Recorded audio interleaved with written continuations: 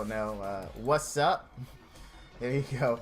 But I hope everyone's having a great Tuesday. I'm sorry I am slightly late, but I had a good exercise, good workout. You know, keeping the body fit. Got to live to see them grandkids, spoil them rotten, and then send them back to their parents. Hey, Jimmy Papa, Hype, and SW Surfer. Thanks for coming out, guys. Thanks for being here. I appreciate it. Good evening. Good evening. Oh, and then good evening. I forgot the simple ones too, right? How do you do that? Remember the overly complicated stuff and then forget the simple stuff. So today's plans. I want to open it up kind of and just talk a little bit about an opinion I have that is very unpopular. Don't worry, it is DHC related, so we're gonna stay on course. But as we all know, Tutorgate happened, right? And there was discussion within experts as to what to do. And I just want you guys to know where I stood on the fence. Believe it or not, you may be surprised, you may not be surprised, but I was against what we're all about to get tomorrow. I was. I'll be honest with you. In my view, and I'll just tell you, you know, my side of it, because there were experts who definitely strenuously objected with my point of view. But the data we were told, we weren't given the data, you know, we were told that the problem was a very small group of people who bought all 5 tutors, right? So a very small group that bought all 5. And that it was only up for an hour, which helped contribute, which is a good thing, to only a very small group getting it. Obviously, I say it was a good thing, but the ideal, you know, the ideal is that it never happened. We never had to deal with Tutorgate. Life went on as it should. So my personal view on that was a much, much smaller compensation, if you will, because I felt, and correct me if I'm wrong, guys, it could be a generational thing, and I'm not denying that, it definitely could be, but I felt that because one small thing affected a very small group of people, right, they were able to get something good out of it, something very good for them, that by association, everyone else should not get that same offer. That's just how I felt. And I thought, and I don't like to throw this word out there a lot, right? And I'm not saying any of you who are very much for or very much against what happened, you may agree with me. Good to see you, Mullet. But I felt that there was a sense of entitlement with it. I'm not a big fan of entitlement. In my day, I know this makes me sound really old. When any person of my age starts a sentence with "in my day," most young people at that point roll their eyes. But in my day, it was really a matter of, hey, we messed up. Sorry. You're not really going to get anything much out of me other than I'm sorry. Right? So I felt like there should have been definitely an apology. Like, hey, we're sorry. All these people got a bajillion and 1 tutors. I didn't get a bajillion and 1 tutors. I did buy 1 pack, as you can see here. I was not going to wail for it, so I just bought what I could afford, which was the 5 tutors. So that's why I have 8 right now, but I did buy 1 of the packs. So I'm someone who didn't get to exploit all 5 to say, you know, they got a good advantage, and I'm happy for them. And to be honest, this is a true story. When I played EQ, right? EQ, their expansions were famous for having loot table issues. So you'd be in, you know, you'd be farming like, let's say something, and then like boss loot drops. Like, I mean, it was famous for that. As a matter of fact, one of the early expressions in EQ, while not entirely accurate, was exploit early, exploit often. Because what they did, EQ fixed it, and then they didn't take the gear from people who just happened to have been lucky to be there. They'd be like, we fixed it, sorry for the inconvenience. And you know what? There was never on their forums, because this is back when forums were a big thing. This is before Discord. like on their forums, people weren't like, oh my god, now we all that play this game deserve something because these few people were able to get, unfortunately, a data error in their game, right? That just didn't happen. People were like, all right, well, we missed out. You know, maybe the next time we will be able to get, we'll be able to be one of those people that gets to take advantage of it. Hey, Ivy, and I am always happy for you, Ivy, because you're one of my homies. You're in the elite list that has that shiny little VIP, just like SW Surfer. But SW Surfer actually is because, you know, 2 old farts. So I think I'm slightly older, if I remember correctly, than SW Surfer. But he is straight up legit just because he knows about Misfits of Science and all that other good stuff. But anyway, so your buddy, the guy you're watching now, I was definitely against it. I'll be honest with you. I just was. I felt like the people who got it just got lucky. And it was only for an hour. Now, if it had been like, say it had been like Bannergate, right? Which went on for, what was it? Almost a solid 16, 17 hours Bannergate was going on. So there was a much bigger group affected by that. Now, if that had been the case, I would have a completely different opinion of it. But such a small user base. And I'm going to tell you this. While I cannot say what Gameloft discussed with us, I can tell you, for all those that doubt Gameloft's commitment to the game, Gameloft actually was pushing back against me, saying, hey, you know, I don't feel like they deserve anything. Gameloft wants to make this right in the eyes of the players, and they want to make you guys happy and keep playing, and that's why they came up with what they did. So the reason why I told that story is just to show you, one, I'm an old biddy. I just got this, I guess, older, yeah, Tutorgate SW Surfer. I got this old kind of view, and I have this big thing against entitlement, which seems to be very popular with some of the youth today. My oldest son included. I love him to pieces, but he does, unfortunately, I don't know how, growing up in my house, he does have a slight sense of entitlement. But the reason why I brought this up is because Gameloft cares. I know they are making mistakes. They realize it, but they want to make it right in your guys' eyes, in our eyes. I'm not a Gameloft employee. In our eyes, regardless, in this case, of the costs to them. So if you have like Gameloft hate, or you know of someone with Gameloft hate who thinks this is totally worthless, they honestly are there for you guys. Like they take it seriously, and they want to make it right in everyone's eyes. As many people as they can, because you can't please everyone all the time. Oh snap! Jimmy Papa with the tier 1 sub. Brother, thank you for helping this brother out. So I guess now I can't tell Jimmy Papa to help a brother out anymore. Because he has. Thanks, Jimmy Papa, for helping a brother out. But anyway, I just want you guys to know a little peek in at experts as to how Gameloft really wants to make it right by you guys. And that's why they came up with what they came up with. Now, everybody's going to get the shot at the 5 tutors. I'm probably going to buy 1 extra pack because I really can't afford to well this week. And I do appreciate the support, Jimmy Papa, like legitly, man. Like honestly, like subs, you have no idea. Like in my head, I'm doing like the dance because I'm super excited. Love it. Love it. Just like, you know what, you guys, I'm going to do something that probably no other streamer will do, but I actually still have to spend money regardless. Yeah, you do. Exactly.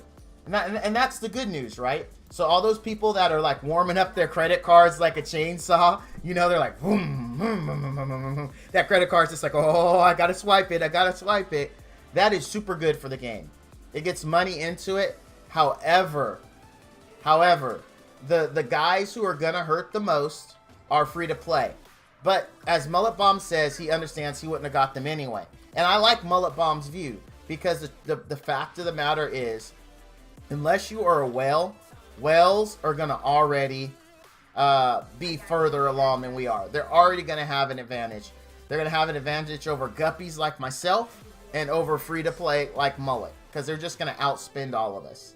So it really, in the end, for us lower-level people, we're still not going to ever be able to come to the level of a whale, regardless of how much compensation Gameloft gives us. But that's really wasn't the point of this. The point was just that Gameloft actually cares, guys, and they do fight for you, even when they disagree with Val, because they did disagree.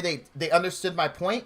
They understood where I was coming from and what it was about, and everyone in Expert still respects me. I try not to piss people off when we disagree on something.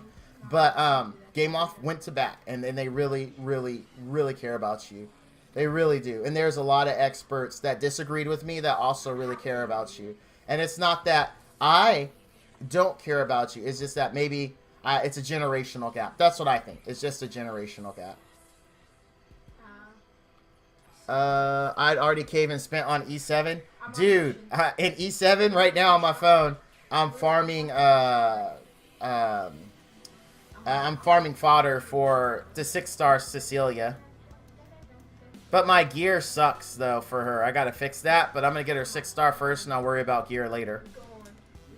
I see how it is. Jimmy Papa and Blanche, you two up for a couple of epic co-op runs? Yes, Ivy, I am. I am. Just toss me an invite when you're ready, and I'll accept it, regardless of what I'm doing at that time. Hey, Smitty.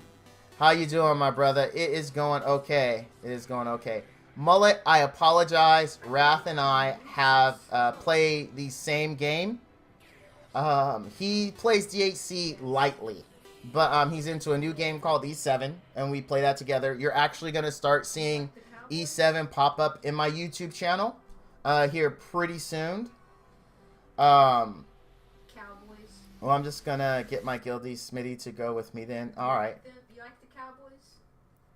So, that's what we're talking about, Mullet. Cecilia's in the other game we play, which you're going to see on YouTube. I'm not sure if I'm going to stream it, though. I'm not positive. I might stream some PvP, because PvP can be exciting in that game, even though it is turn-based. But yeah. J-Pop, are you switching between apps on mobile? Let me know when you're ready. I'm ready, Ivy. You just toss me an invite whenever the heck you want, and I'm good to go. I got to level gear. Let me level gear while I wait for the invite. New units. You guys, I haven't done a account update in a while, huh? I really haven't. I've gotten away from it. Usually I used to start streams. Dude, honestly, SW, we think the same. Yes, I have. And you want to know what I was disappointed in? Because they did this with the Voltron remake, right? What I don't like about it is they took out, like, the excitement when they did transformations. Like, in the Voltron remake. You remember when they formed Voltron and it'd do the cool music? It'd be like, dun, dun, dun, dun, dun, dun, dun, dun.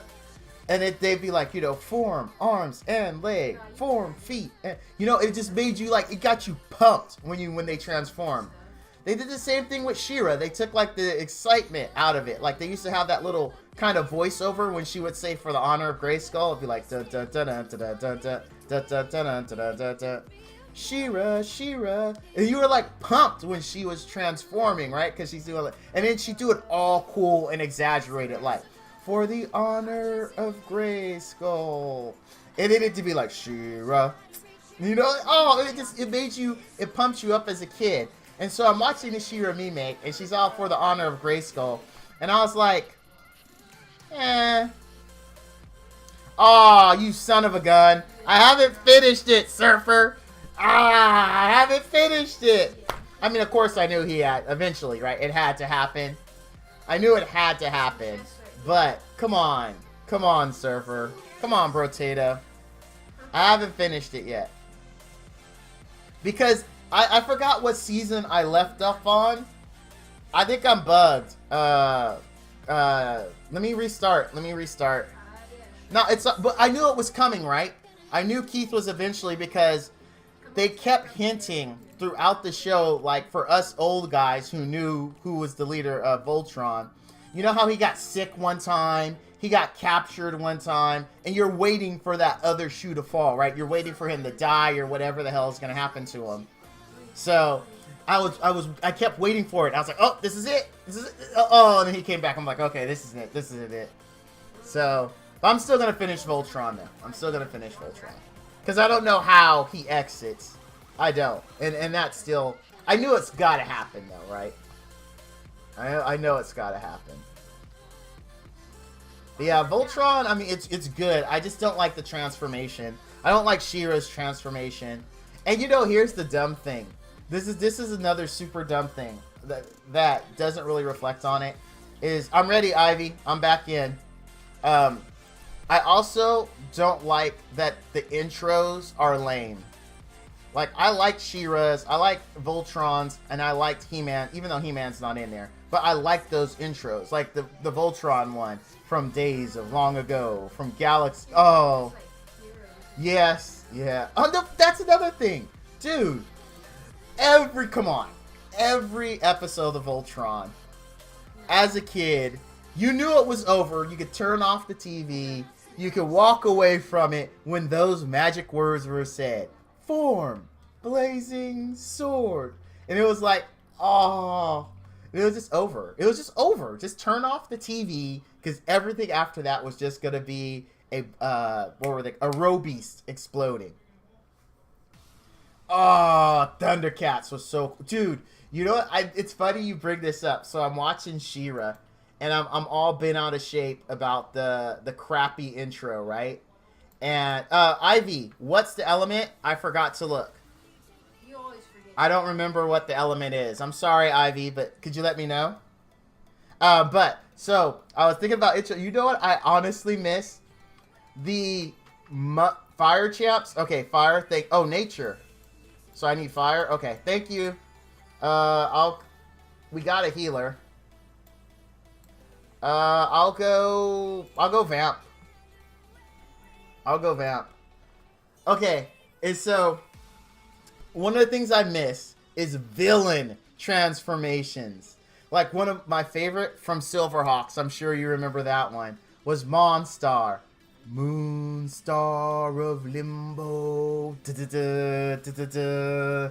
And it show up transform. Give me the might, the muscle, the menace of Monstar. And that I loved the transformations as a kid. And the new Thundercats didn't have that when, I think it was not Nickelodeon, but I think Cartoon Network redid it. And they took that away from Mum-Ra.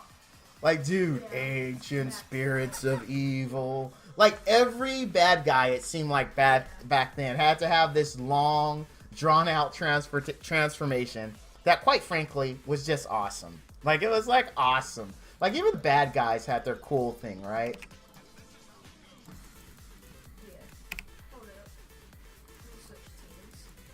I don't really use vampire form in co-op because... Yep. Dude, speaking of Goldar, which makes me think of Power Rangers, did you like the new Power Rangers movie? I'm just curious, did you? Because I honestly really liked the new Power Rangers movie. I'll be honest with you. Like, the new Power Rangers movie was hecka good. It honestly, this is a true story. So I went to go see it with, it was me and you, Josh, right? And Crystal. Huh? And Crystal. And Crystal. So me and my son, the commentator on the couch, me and my son, we went to go see it. Legit, at the end, when they're all in the Zords and they're running, and it shows that classic Power Rangers, all them running together in their Zords. And it's all go Power Rangers. I literally in the theater was like, yeah, it was. I loved it when they did that. So go Power Rangers. Go Power Rangers. I loved it when they did that. I'm gonna be straight up with you.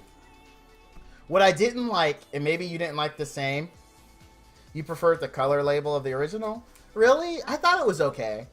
The only thing I didn't like, true story, the only thing I didn't like in the Power Rangers remake was the fact that, obviously, Krispy Kreme fit the bill for it, because every half second, there was some kind of Krispy Kreme plug in that movie. Every half second. And then, when she's eating the Krispy Kreme at Krispy Kreme, and very cleverly highlighting the Krispy Kreme box as she eats it, I was like, come on.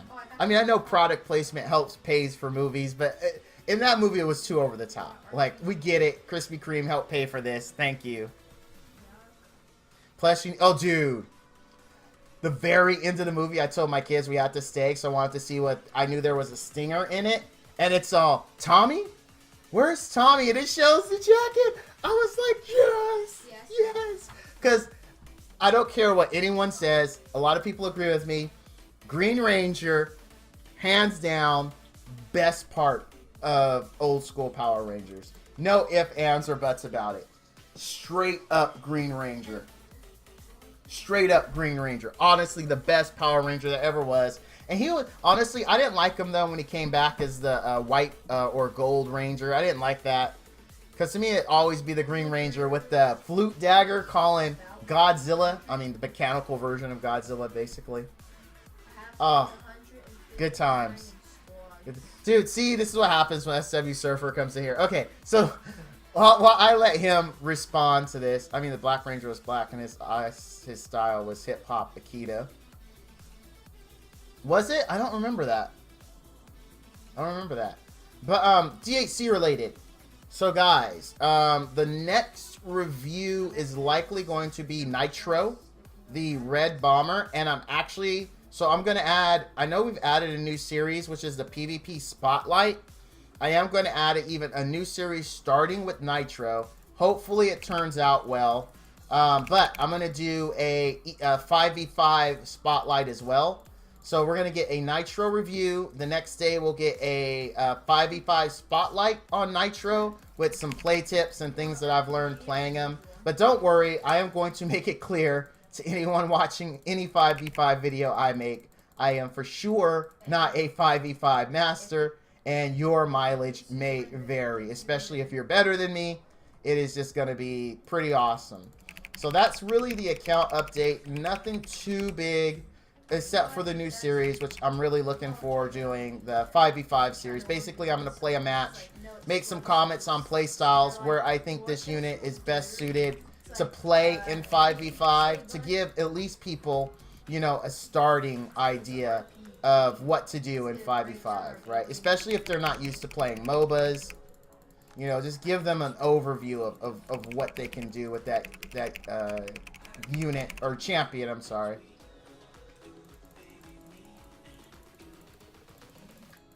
Legitimately, are you being serious with me, SW, or is that, like, you just messing with me? Because I honestly I never heard that before. Also, speaking of Tommy, did you... I don't know if you're a comics guy, but apparently there was this super hot Power Rangers series for comics that revolved around Tommy actually going evil and killing all the Power Rangers. But I don't remember what it was called. It was like maybe a year or two ago. It was a really big thing. I heard about it too late, so I went to go buy all the comics for it, and they had already sold out. That's all I remember for it. I don't remember the name, though.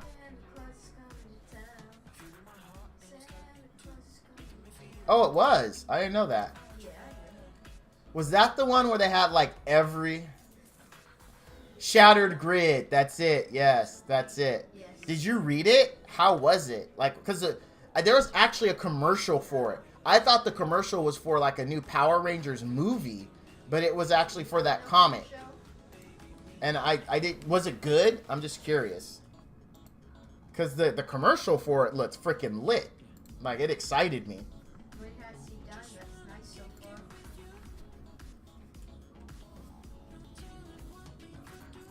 I gotta hit,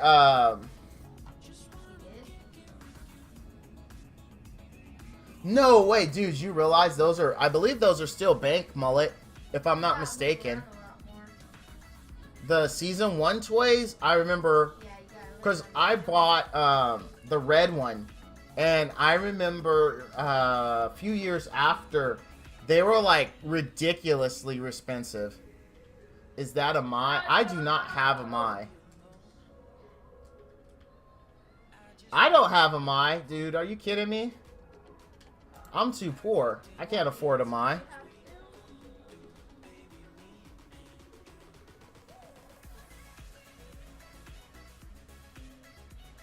Oh, nice. So here, look. Go I'll back have the to read house. it. Go back to the building. I'll have to read it, SW. Here we go. See if I can get maybe the trade paperback. I like singles more than trades.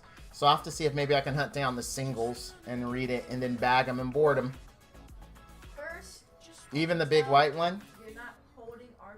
Like, What a you're well, not the holding green our one. things, I you think just have- Ivy. I know I. You must be talking about Ivy. I believe You she know has what you're building, the you Mize. just hold- Because she hold did. I think she said. I don't remember if she said she wailed it, for them. right? Okay. I can't remember. Just hold it, and it'll build. So like if I was building ramps, you can just hold L2, and then it will just keep building until I let go, or I run out max. You got a Nat Mai? Oh, no Mai's here. It wasn't Ivy. Maybe it was Jimmy Papa then, because it sure as hell wasn't me. I do not have a Mai. I wish I did. Dude, you guys know my story with the Vamp and KOF hit. I gave up on KOF, so I never really got enough points. And I'm not mad about it. Like, I stopped playing because it was just too much endurance for me. A KOF was an endurance match, and KOF basically won. I wasn't doing that for 3 weeks. And then Vamp, I wailed. I actually bought 2 King's Coffers. And then actually a bunch of smaller packs, too. Oh, damn it. Oh, no, I didn't. I thought I ulted. And 2 small packs as well. Shotgun. And I still didn't get a vampire. And I'm not very happy about that, to be honest. Plus, you guys have seen my current luck on top of that. I'm really, really not happy. Like, I got 5 seconds on my ult, guys. 5 seconds, so I couldn't ult. Oh, that was smart. But I got your heals. Group up, group up, group up.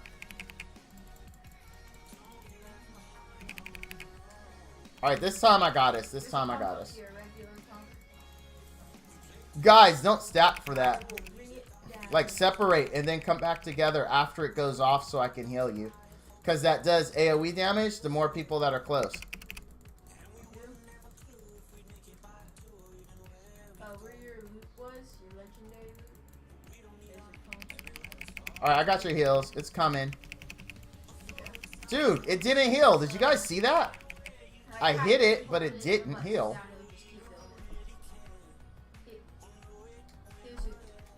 Yeah, but I was really not happy with Vamp. I was honestly livid. Like, I didn't show it, like, tons on stream, but I did so many pulls off stream, right, that I really got upset. Like, legitimately got upset that I could not pull a Vamp.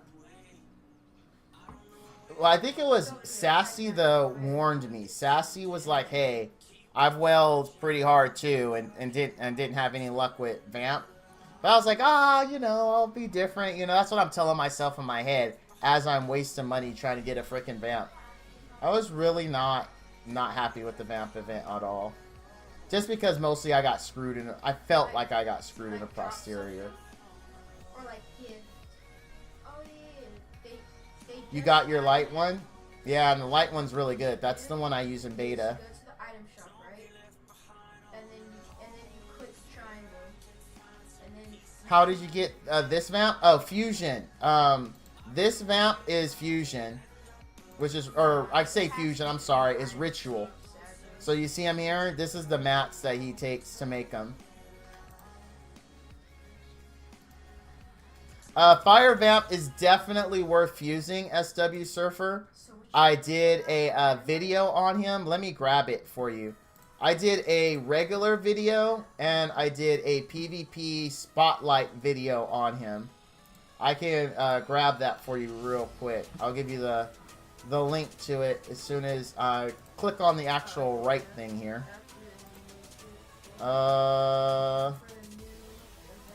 Really, guys, the best I have is AA at this point. So let me get here, and then you want Baltazar. Baltazar, by the way, is the name of the fire vamp. All right, Ivy, I completely understand if it's your last one. No worries. No worries. Okay, here's the Baltazar champion review. That one's the champion review, and then the second link here. This one is the PvP spotlight I did on Baltazar. So because the PvP spotlight's something new that I started, where I take a champ and I see how he does in PvP. I'm going to do Basalt on AO, which is pretty much going to suck. I expect it to suck. I can't imagine he's going to be decent on AO, but we will find out. We will find out.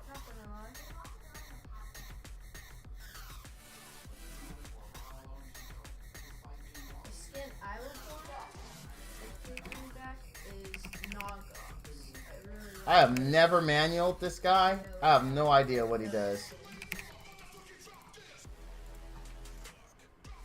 Oh yeah, but she's still cool skin.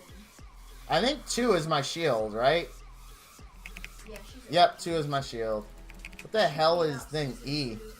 Ascend to a higher... Okay, it's the haste thing in this... Okay, I got you. Shield. Well, yeah, but even before Christmas season happened... Like, I've never manualed him, so you have to forgive my stupidity on that one. I'll save his shield for when the guy goes in the air. Like right now. There we go. Talk about everything with friends, too.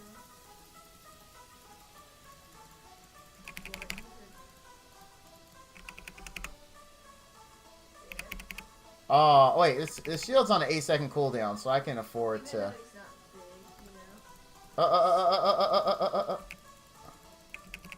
Because once he becomes big... My shield was down, or I would have hit it, guys. Sorry about that. Maybe he should have streamed that.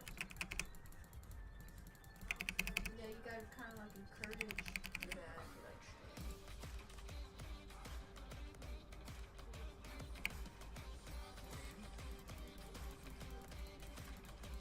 I'm watching big streamers.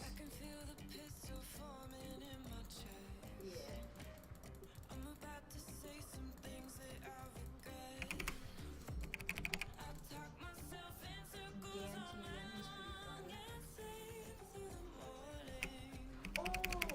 Really? I'm dumb. Oh, dude, I could not move. Yeah, we could just go to challenge games. Alright, we got him. Ivy, thank you for the successful runs, young lady. Alright, please have a safe drive home, okay, Ivy? Don't rush it. Take it slow. And if you're unable to log in once you get home, you have yourself a great evening. Do we keep it? It's an attack bracer. So we have to ask ourselves, why would we not go crit damage here? But I'll take it. I'll take it. Yeah, I haven't been on for long, Wrath. Or Wraith, I'm sorry. Or, yeah, Wrath, I'm right. I always get you confused. Sometimes I'll call you Wraith, sometimes I'll call you Wrath. I apologize for my confusion. Alright, so what do I need to do? I'm going to show you guys. I do need to level because, as you know, I need, with only a few days left on this, I do need to get the 120 points so I can make sure it... Yeah, there you go. This may shock you, though, Wrath. Valance is not my legal name either. I know, right? You were shocked. I know it. I can tell by your lack of response that, and it's not due to stream delay. You're just honestly floored. I know, right? I try to control it, man. I know it's a shock to the system. All right, I'm gonna hit replay right here. And I'll be right back, guys. We're trying to get this guy to 50 so I can review him. I got like 3 videos queued up. This time, right? The Paradise?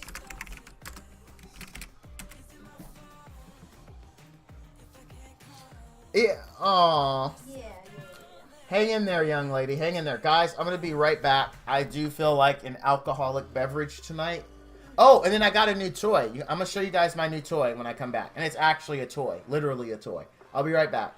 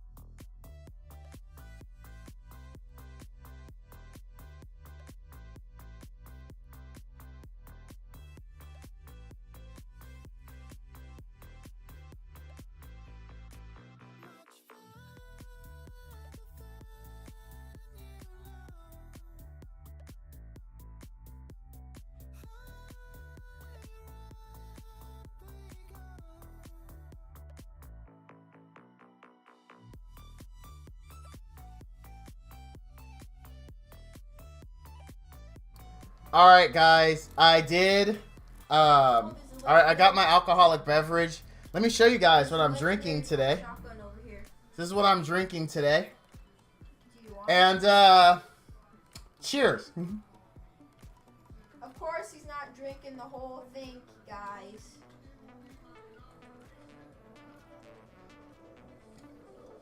That's how you do it where I'm from. All right. So now with my tasty alcoholic beverage in hand, let me show you my new toy, which came today. So you guys all know I'm a fan of the 80s, right? So I forgot I ordered this, and it's been on back order at Amazon for forever. They finally sent it to me, but ta-da! I'm super excited. This is my new toy. Yeah, I'm still here. I'm like, you guys don't know how much. Now, the problem is they were out of Garth. So I have an incomplete set. So now I want a Garth. I think they have them back in stock and I need to order one. But what happened all the time with popular pops on Amazon is you'll pre-order it months. You'll see it on their list. You'll be like, I'm going to pre-order that because that sounds really good. I want this. And then you'll get an email from Amazon that'll be like, hey, sorry, but we oversold it. Your new shipment date is blah, blah, blah. Do you want to approve the wait? And I clicked approve on that guy so many times, and finally it shipped because it's Wayne's World. Wayne's World. Party time. Excellent. Anyway, I need to take another swig here.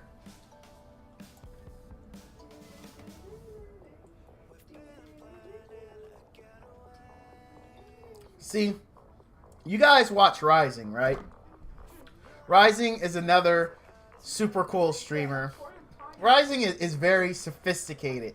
He has glasses and all this cool stuff he pours his beverages into. Here, just take it right out of the bottle. Just straight out of the bottle. Alright. So, the true story is, yes, it is an alcoholic beverage, but we bought 2 of these for our Thanksgiving. Really, me and one other person is the alcoholic, and then my son, who's 22 now, he wants to try sweet alcoholic beverages. So my wife got these for him. We finished half of one that actually went flat, and then we have this one. So no one else in my house that's left is going to drink it except for me. So, and I'm actually probably going to pour this one out, and I'm only going to take like a few more swigs of it. But I told my wife it'd be funny, instead of being all cool, putting it in a little glass and all that, they just drink it out the bottle. Show them what I wish, you know what I really need? I really need to make, I should have made you think it was OE. And for those that know what OE would be, you grew up in the hood too, but I should have put it in a brown paper bag and drank it. And said it was OE. You know what? For anyone who could tell me in chat what OE is, I'll give you 100 cassette tapes. For 100 cassette tapes, someone tell me what OE is. And then I got another trivia question, another question after this one. If someone could tell me, 100 cassette tapes up, what is OE? What? Okay, so that, what was for, I'm checking, 8-ball. 8-ball? OE is not 8-ball. Come on. Hey, that's not nice to shoot other people down. Where are you? You're fine, you're fine. Come on, guys. OE. It's just a joke. There you go, Old English.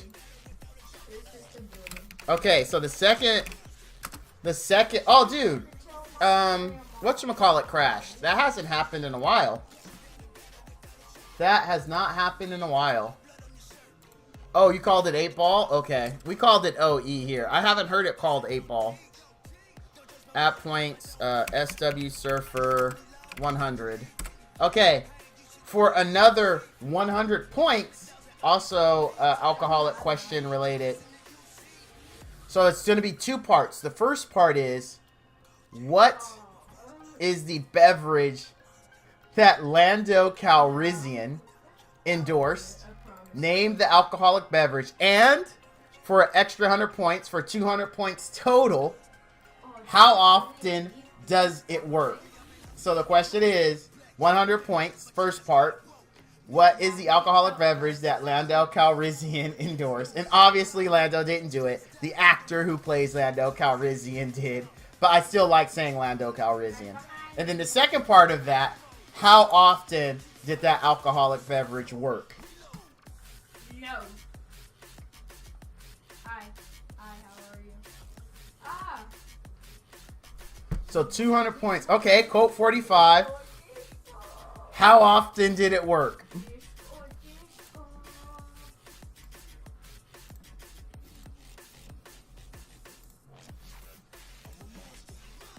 You want a chug jug? I'm a monster. Take a chug jug. No. I gotta go to board 6 first.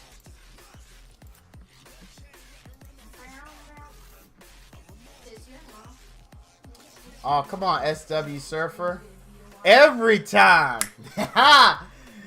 Ivy got it. Quote 45. Works every time. There you go. So let me give I can't believe you forgot that, SW Surfer. Did you? Okay, Ivy, so now I gotta know. Did you Google it or did you know it?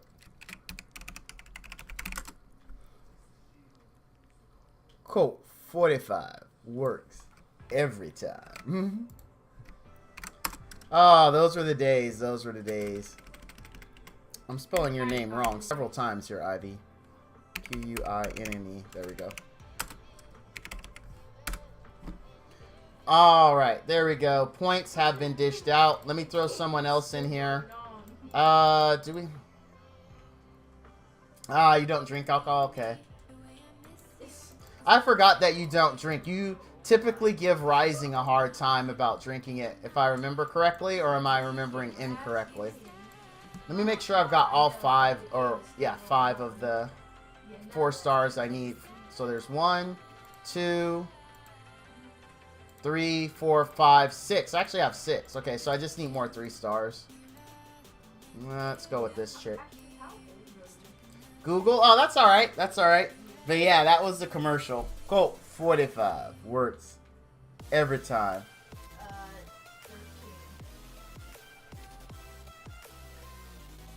The dynamic between you two, and I've said this in a stream before, but the dynamic between you two is very much akin to an old married couple.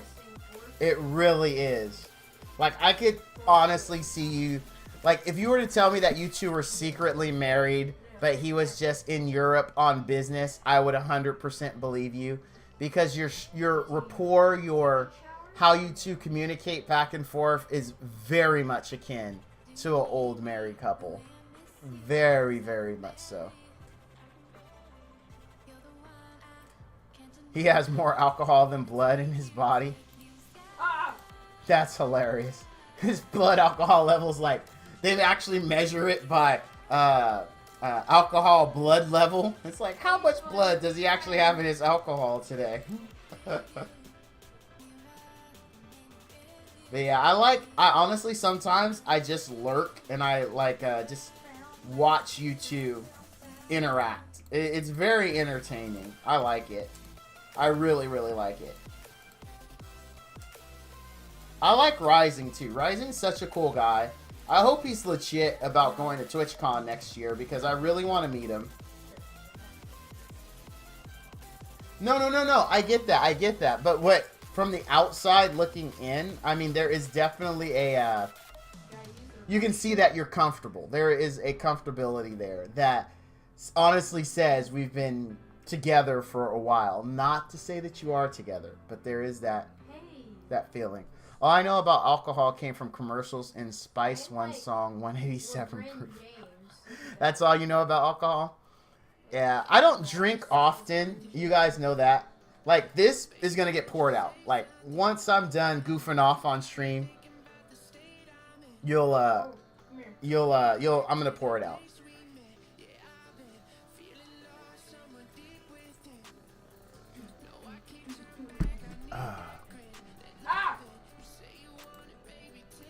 The thing is, I'm going to have to drink a ton of water. Normally, I go lay down after I do a stream. But I'm honestly going to have to drink a ton of water to combat this. Because since I've lost weight, like the slightest bit of alcohol will make me lightheaded. And if I don't drink at least 2 bottles of water, I'll have a killer headache tomorrow. So I'm going to... My wife will help me. She'll be like, hey, you drink alcohol. You need to drink some water.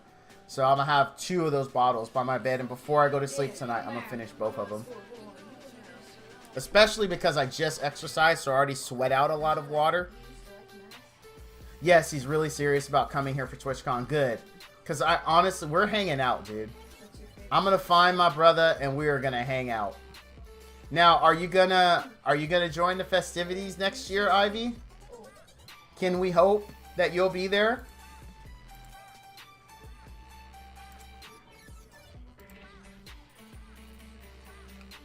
She reminds you to drink water. I see what you mean about the marriage thing.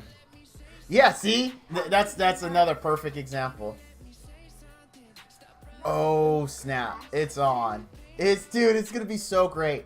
So, like, I like seeing Xena and Ginger and Sean, but I'm not, like, super close to them. It was nice to see them.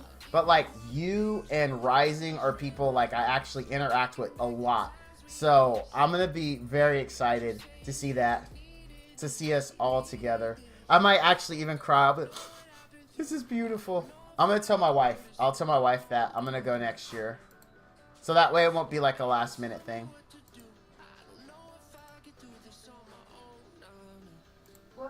Dude, we got to find my my favorite song. Hold on. I feel like listening to it. Oh, but if I change the page, it freaking resets. It resets the page that I have up.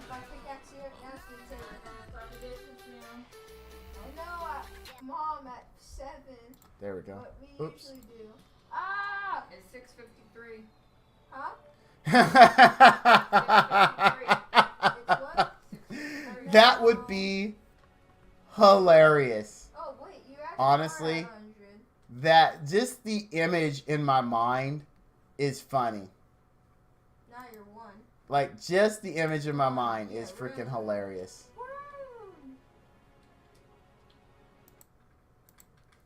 I'm not.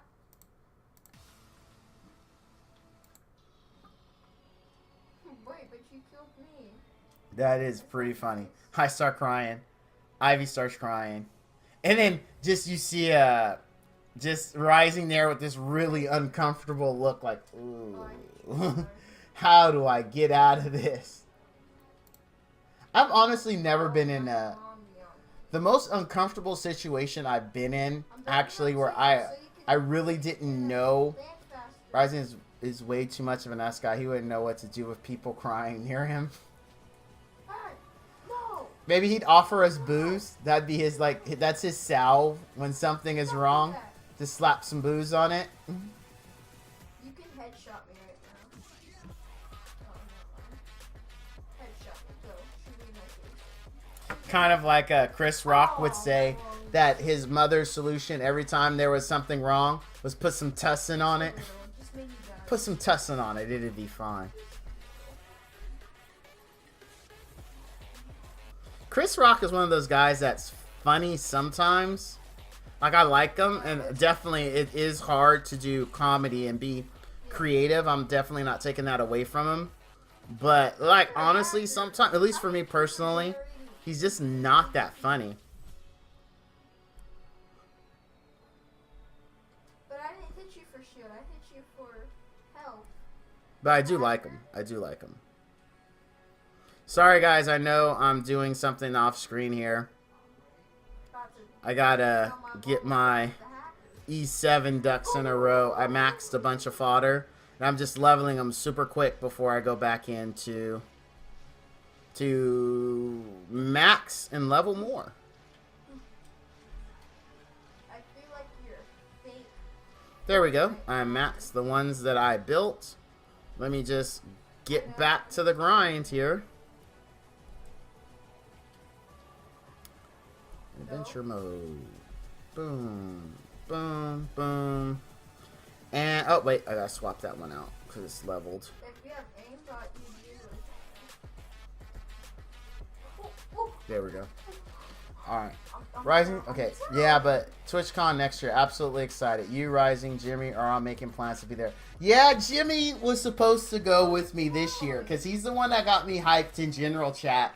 And it just so happened my wife was right behind me when I'm talking to him about it. And my wife literally says to me, just go. Just do it. Just go have fun on Saturday. And I was like, really? And Jimmy's like, dude, I can pick you up on my way there. And I'm like, oh, awesome. I can save money on a rental car.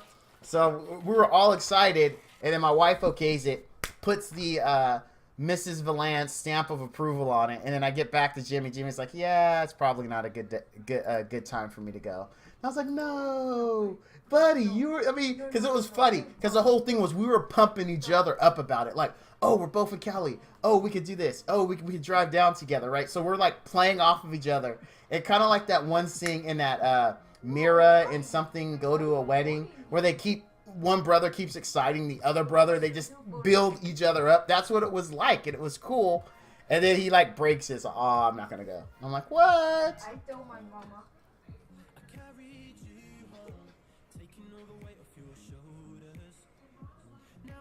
Oh, you were there? Ivy, like honestly, how are you everywhere at once? Like I remember the other day, what was I doing? Oh, I was going to send Sean a message. You're like, Sean's in Beijing. I was like, how do you know this? Like just, like, I mean, you are like omnipresent within the DHC community. Like I feel like I could ask you at any point what a particular DHC personality is up to, and you would have a very good idea as to what they were doing at that very moment. Like I think you have spies everywhere. I'm convinced on the spy angle.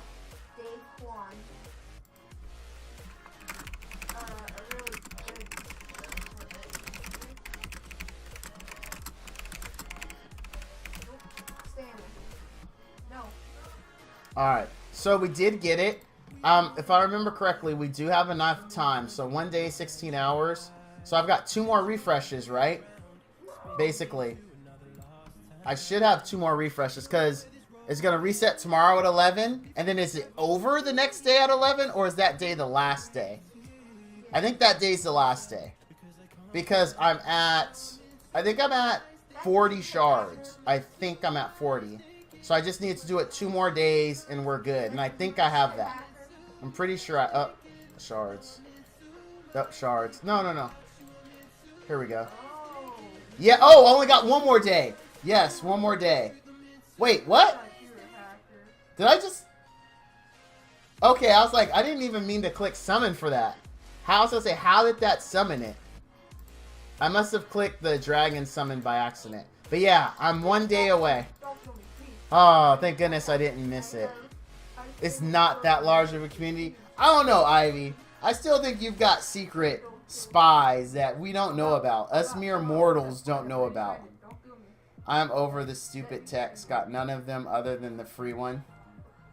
Well, I do have... This is what we have for... Look at that. We got 16 for Saturday. And we're going to get 15 more when they release it. Because I only have enough to buy 1 more pack. So we're going to buy another pack. So we're going to have 31 of these to summon on Saturday. That's just those. Plus we're going to have 20 of these. I have 4 of these, 3 of these, and 6 of these. I did 75 data pools yesterday. Zilch. Yikes. Ivy, I think secretly you are like a rich person. Are you secretly Khloe Kardashian? Is that who you are? Because if you are, you can adopt me and you can sponsor my stream. And I could put sponsored by a Kardashian on it and that would be awesome. You know how many views I would get? So if you really are a Kardashian, just please let me know. Please, please, so I can put a Kardashian is subscribed to my channel. I don't know why I picked Khloe out of all of them either. I have no idea why I picked that one.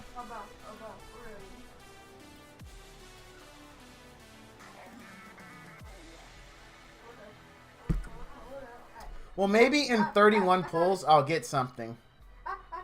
I guess I will. See, This is what gets me about her.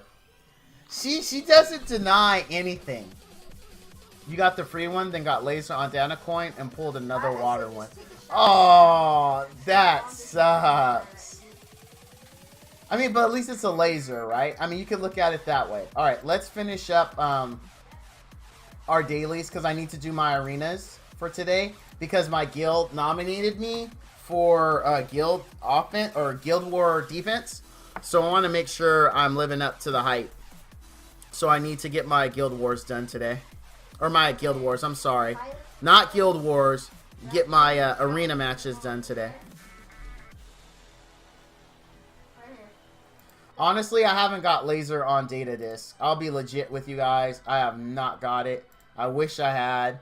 At least just to say I got lasers. And even if I didn't get a tech, you know, I could say I got something. But you guys have seen my luck. You know. You know. You're here on Saturdays with me. You know that I'm getting Jack Bupkis. I'm getting Jack and Pooh, and Jack just left town. That's one of my favorite quotes from one. Actually, if you get... Nah. I think I've used that one before, so it wouldn't be fair. Yeah, you have. Oh, I have? Yeah. Alright, my son says I have.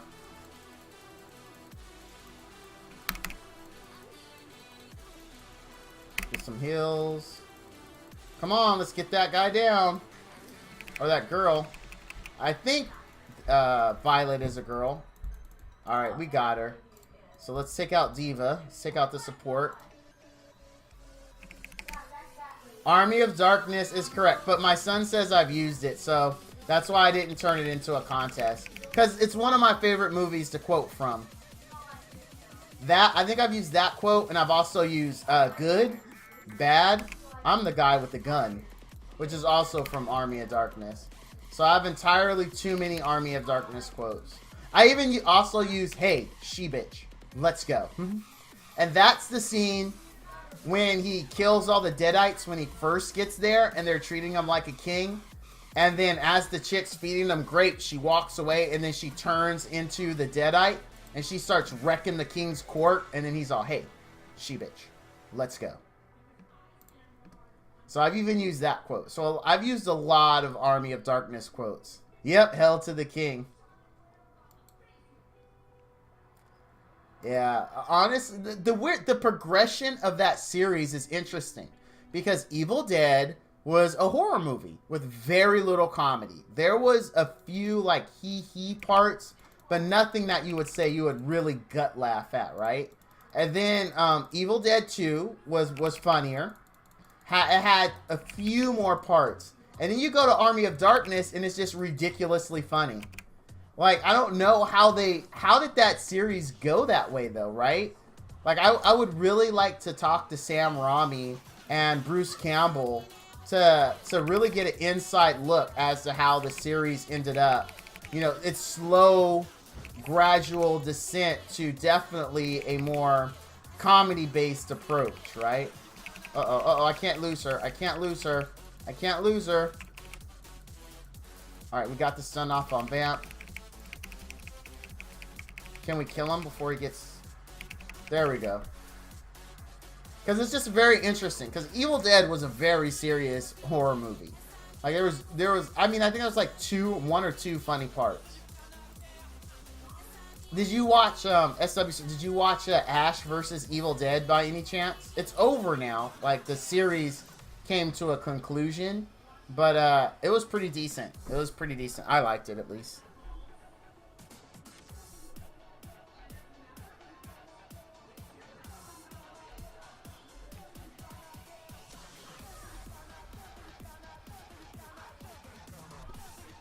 Excuse me.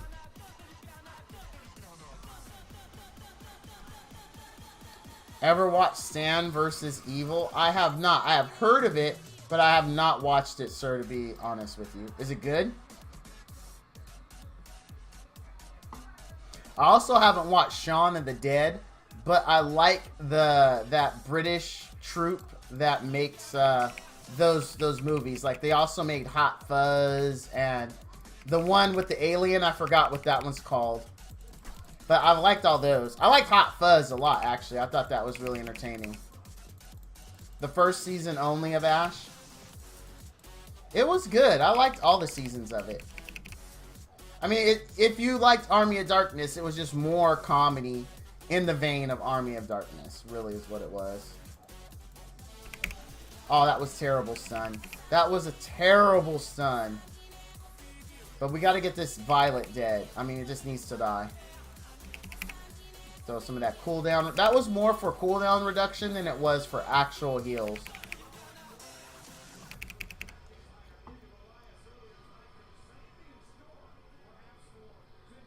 Alright, we cleared our first list. I really, Smitty, if you're still around, I'm really grateful for the tips and help that you gave me for Arena. As you can see, it is serving me very well. So thank you, my friend. I really appreciate it. You as well, Sassy, if you're still around. I can't remember if Ivy gave me any tips, but I know Sassy and Smitty were definitely big parts of it. You know what? I'm going to be honest with you, SW. I never watched Scrubs. Not even one episode. I saw half the episode once after it had already been off the air on CW. I think CW is where it went after it was off in syndication. And I only saw like half of an episode. Not even half. That's not even fair. I saw like 5 minutes of an episode. And then I went on to something else. So I don't know much about Scrubs or who you're referring to. So sorry about that, my friend. I do understand, though, it was a pretty funny show. I saw half an episode of After Scrubs or something like that. When I don't know what it was about, but I remember watching it. Because they were, I guess they were the doctors now and they had interns or something. I don't know.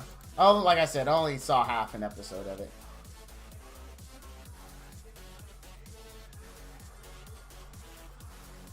You know what's a terrible movie, chat? A terrible, awful, just a movie that's so bad that I honestly don't understand why Brad Pitt was in it. But have you guys ever seen Cool World? That movie is ridiculous. Like, I mean, it is beyond ridiculous. Like, I don't know, like, honestly, so you see a movie every once in a while that's so bad, you wondered who in the world authorized this. Like, what executive is out there? Right? What executive said this would be a good idea to make? Cool World is one of those movies. I mean, it is ridiculously dumb. The whole premise basically is that Brad Pitt's character is a real life person that's a detective in an animated world, and he prevents real life people. This is honestly the premise of the show. He prevents real life people that happen to cross over into the animated world from having sex with animated characters, because if an animated person has sex with an animated character, it makes the animated person a real person, and they can now leave the animated world and go into the real world. I swear, I am not even kidding. As ridiculous as that sounds. Because as SW Surfer pointed out, Gabriel Barnes' character is a real life guy who crosses over to have sex with Kim Basinger's character named Hollywood. That's her actual name. In this, I kid you not. I cannot make this up. So it's just so ridiculous. Like, I honestly, I've only met a few stars, and I'm sure that they would appreciate my sense of humor. But I've always said, if I ever meet Brad Pitt on the great movies he's done, like Legends of the Fall, I like Mr. and Mrs. Smith, like all these good movies that he's done, I'm honestly going to say to him, oh wow, it's so great to meet you. I loved you in Cool World. Like, all the movies he's done, a fan meets him, and that's the movie that they remember. I don't know how he'll feel about that, but honest to God, I mean, I want to do it respectfully. I'm not going to be a douchebag about it. Like, I'm going to make it seem like I actually liked that movie and be like, oh my gosh, I really like Cool World. It was such a cool movie. Thanks for doing it. Like, you know, just to see what his reaction would be. Like, I would be like, dude, all the movies I've done, you really, really liked Cool World. And I'd be like, yeah, it was a great movie, man. Like, thank you for making it. And they'd be like, what was it like working with Kim Basinger? I would do it. But I would do it in a totally serious, like, yes, I really liked Cool World kind of way. Troy was good. I liked Troy, believe it or not. Eric Bana, Brad Pitt, and I don't remember the priestess girl's name, but if I remember correctly, she was a very brief it thing back then. She had her 15 minutes and then was gone.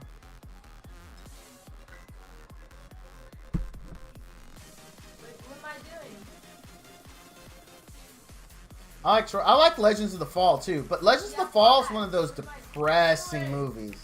Like, it's just so depressing. Like, I mean, there's just no happiness in Legends of the Fall at all.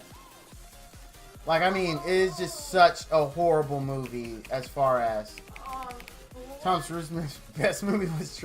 Dude, I saw Tropic Thunder and I was really surprised with Tom Cruise's character. Like, I was really surprised. I was like, wow. His character was so out of control in that movie. But I'm going to let you in on a secret, SW Surfer. I'm going to let you in on a secret. I did not think Tropic Thunder was as funny as everyone thought. Like, I saw it because at work, everyone had kept, of course, imitating, what's his name's character?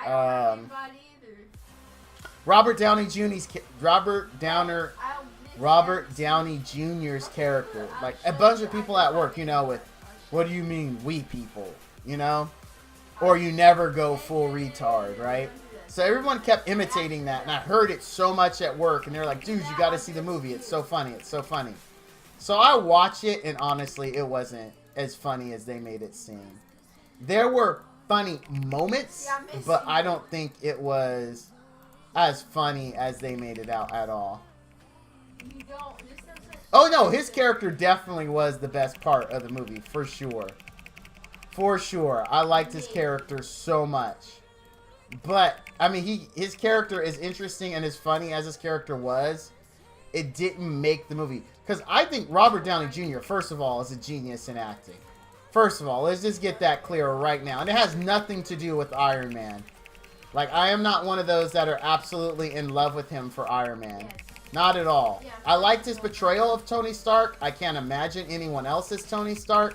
But it's definitely not his portrayal of Iron Man that sticks out most for me with Robert Downey Jr.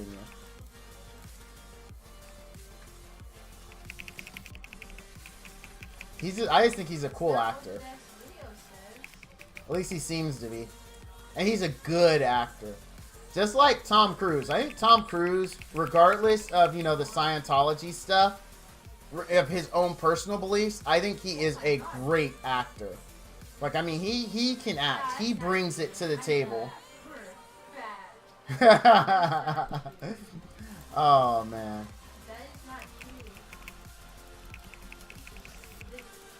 Good times, good times. Robert Downey Jr. was also in Weird Science as well. He was one of the guys that kept picking on the nerds. He was one of the guys that actually convinced them to try to make another Lisa, but they forgot to hook up the doll, and they hooked it up to the nuclear missile. How come you sound like an adult kid? Dude, I don't think we're going to win this one. I think they're going to out-sustain us. Oh, maybe not. Maybe not. Here's our opening. Oh, yeah, we're good.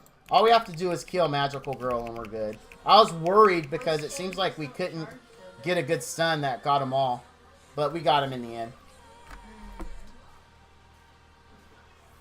I was really worried there, to be honest.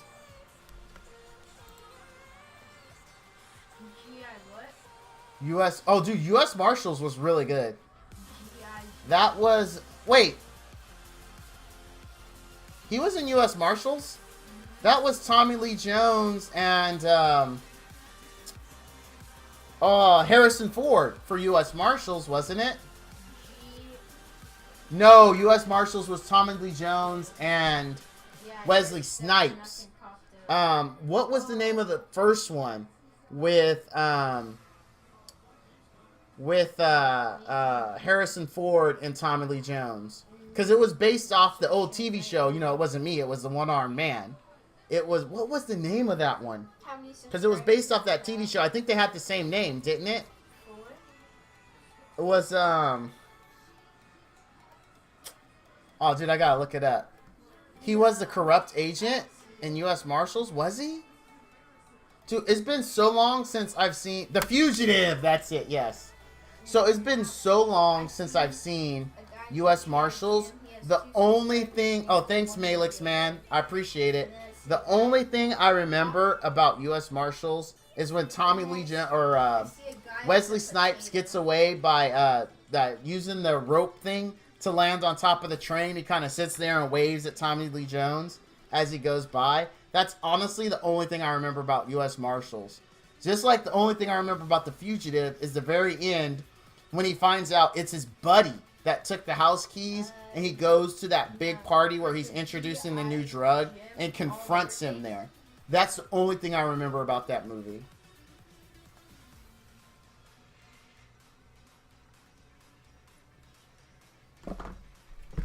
So you didn't take a shower. Wow, we've got 5 more goes left of this. The Fugitive was good. I remember as a kid, I'd always try to reproduce Tommy Lee Jones's line after Harrison Ford's escape. I want a hard target search of every doghouse, in-house, warehouse, and outhouse in the area. Our fugitive's name is Dr. Richard Kimball. And just the way he says Dr. Richard Kimball with like such disgust. It was like so good. I've seen that movie so much because me and my mom, you know I mention my mom a lot in these. You guys all know why, who are regulars, because that's how my mom spent time with us as we watched a bunch of movies together. So, but we would watch that one quite often. Yeah. That one, My Blue Heaven, that was another one me and my mom liked to watch together. That, which is Steve Martin,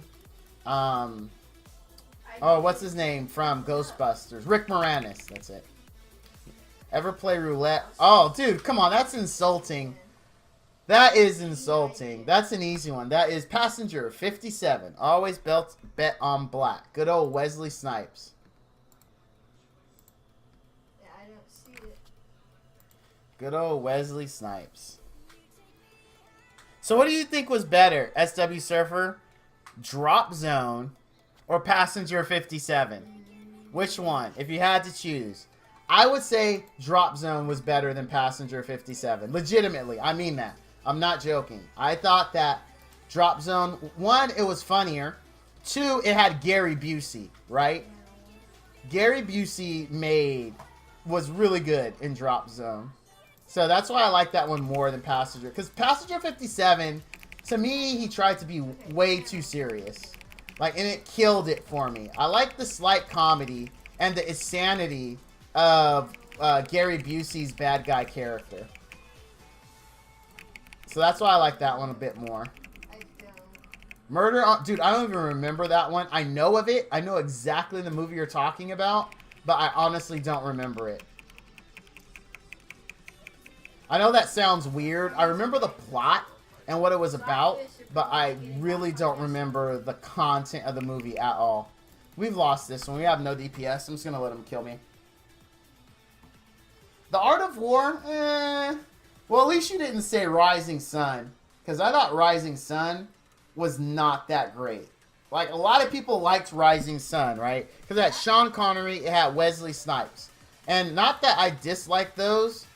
Oh, hey, Ovipositor. Not that I dislike either one of those gentlemen. But I just thought the movie didn't work as a whole for me.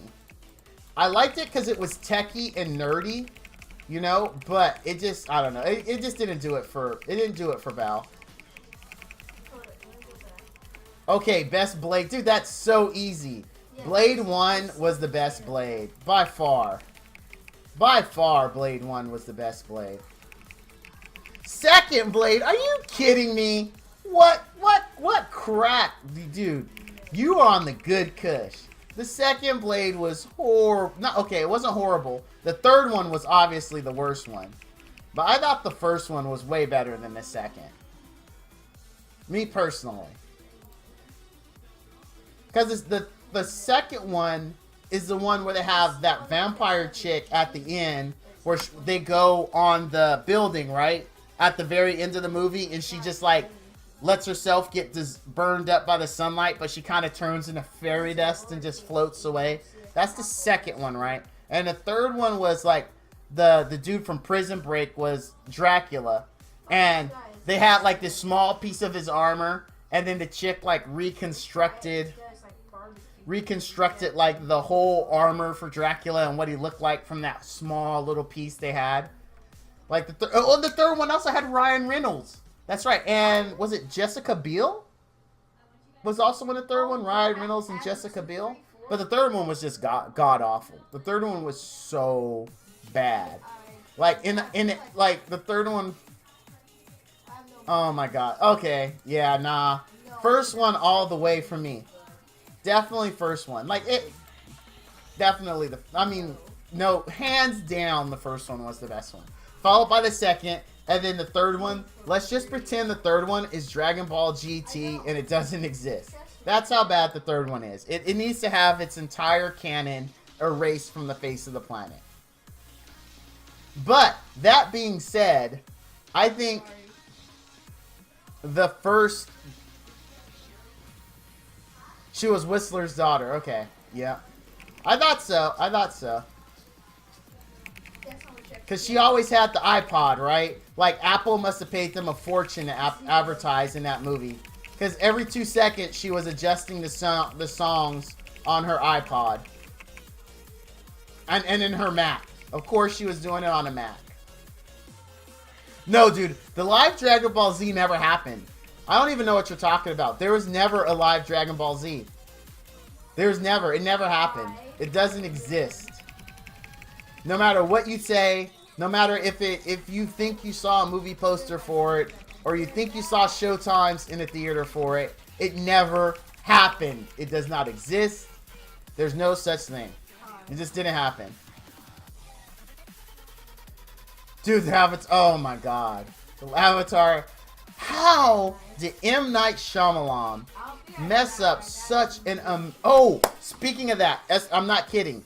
For all those who liked Avatar and always thought there should have been something live action that does justice to the animated, Netflix has taken on that.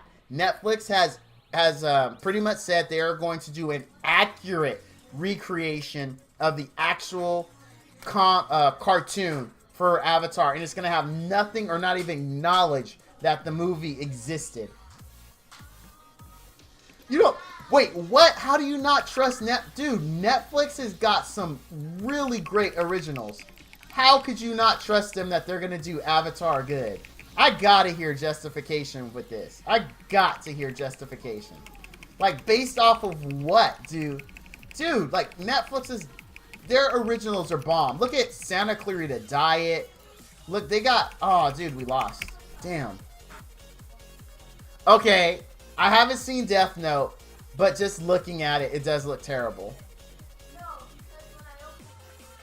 I did not watch Death Note, I'll be honest. But I did watch the animated Death Note, and it's awesome, which played into me. So I'll be honest. So the Netflix... Now, you got to consider, though, here's the thing. From what I understand, Netflix originals that are animated, like, that are live action based on anime, like Death Note, like Bleach, like, what's the other one they did? Full Metal Alchemist. Those are not actually Netflix originals. They were created in Asia, and then Netflix bought the exclusive rights to show them in the US, and then they just slapped the Netflix original tag on it. They were not specifically created for Netflix. From what I understand, the Avatar, the live-action Avatar, is specifically created just for Netflix. Just like Daredevil is specifically created for Netflix. And if anyone in here is going to say Daredevil is a bad Netflix original, they are about to get freaking banned from my chat, because Daredevil is freaking awesome. It is so, so good. Are you sure they made Death Note? I was told that Full Metal Alchemist, Death Note, and whatchamacallit, I just said it. Full Metal Alchemist, Death Note, and Bleach were all made somewhere else and then brought here. Because that's what I heard, SW Surfer, that it's not actually a Netflix original. They just bought it and slapped the Netflix original title on it.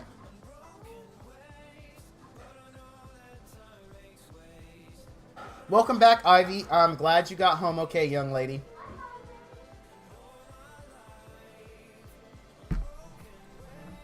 Wow, for someone who said he's not going to drink the whole bottle, that is pretty impressive work. What do you guys think? Oh yeah, this was full. I opened this on stream. This thing was actually full. Because, okay. So now I've got to tell the story for Wrath. Okay, Wrath, here's the thing. So while you were AFK, I said I was going to get an adult beverage to drink because I felt like drinking.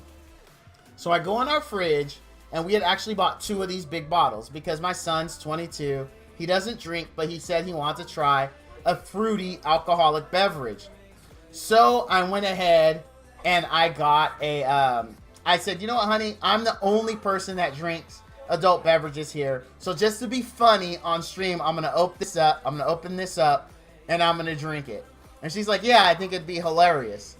So since I'm the only one that's left in my house that would drink, because my wife doesn't drink, I'm going to, whatever I don't drink, I'm just going to pour out because no one else is going to drink this. So all you guys out there, cheers.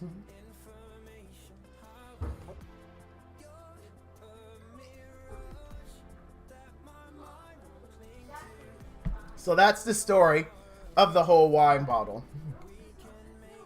Get a glass, Lo, be a classy cat. Nah, dude. Get a glass. Come on now. It's for the lols, Ivy. I do 90% of what I do for the lols. And that's why. How many other streams can you say you went into where someone was drinking ghetto cheap grocery store wine out of the actual bottle on stream? The comedy value alone is worth its weight in gold. What's wrong, baby? I'm doing something. Oh, okay. I promise, Wrath, I have no intention of changing. None at all, my friend. I plan to always stay Val. I don't know, you watch Rising and Ginger. Because Rising and Ginger are classy, though. They're classy. They drink wine from a glass kind of people. But you have to be... Because look, so those 2 people get more views than I do, right? They're bigger fish. I am the DHC ghetto. I'm like not the underbelly of DHC because that suggests like there's something illicit going on, right? Nah, I'm just like... So you got different tiers, right? A good example, right? You look at Claytano, Xena, right? Those are big names. They got thousands of subscribers. They're like the Olive Garden, right? The Olive Garden of DHC. Look, people like them. They consider it classy. They bring their family to them. They like to watch it, right? Then you've got like people have like they're still pretty popular, but they have less. So you got like Five Finger, Ginger, Rising. They're not the Olive Garden level. They're getting there, but they're not quite there yet, right? So they're like, let's say, they're like the Chicos. I guess you have to live in California to know what a Chicos is, but they're like the Chicos, right? Grubby! Hey! How's it going? And then you got me. I'm like the McDonald's of DHC, right? I'm like, dude, honestly, I'm going to be honest. So I said those 2 people that I actually like are Olive Garden, but I can't stand Olive Garden. I think Olive Garden is the nastiest place on the planet. However, every time I tell that to anybody, they talk to me like Olive Garden is the hallowed ground of Italian eating. And it's terrible. I freaking cannot stand Olive Garden. Ugh, I can't. I think it's disgusting. But my wife's white, though. My wife's white. She's not black. My wife is white with red hair. And she loves Olive Garden. She thinks it's like the best Italian food ever. So, oh, I'm the Burger King? I'll take that then. I'm the Burger King of DHC then. So, and at the Burger King of DHC, we don't use glasses for wine. Come on now. That's ridiculous.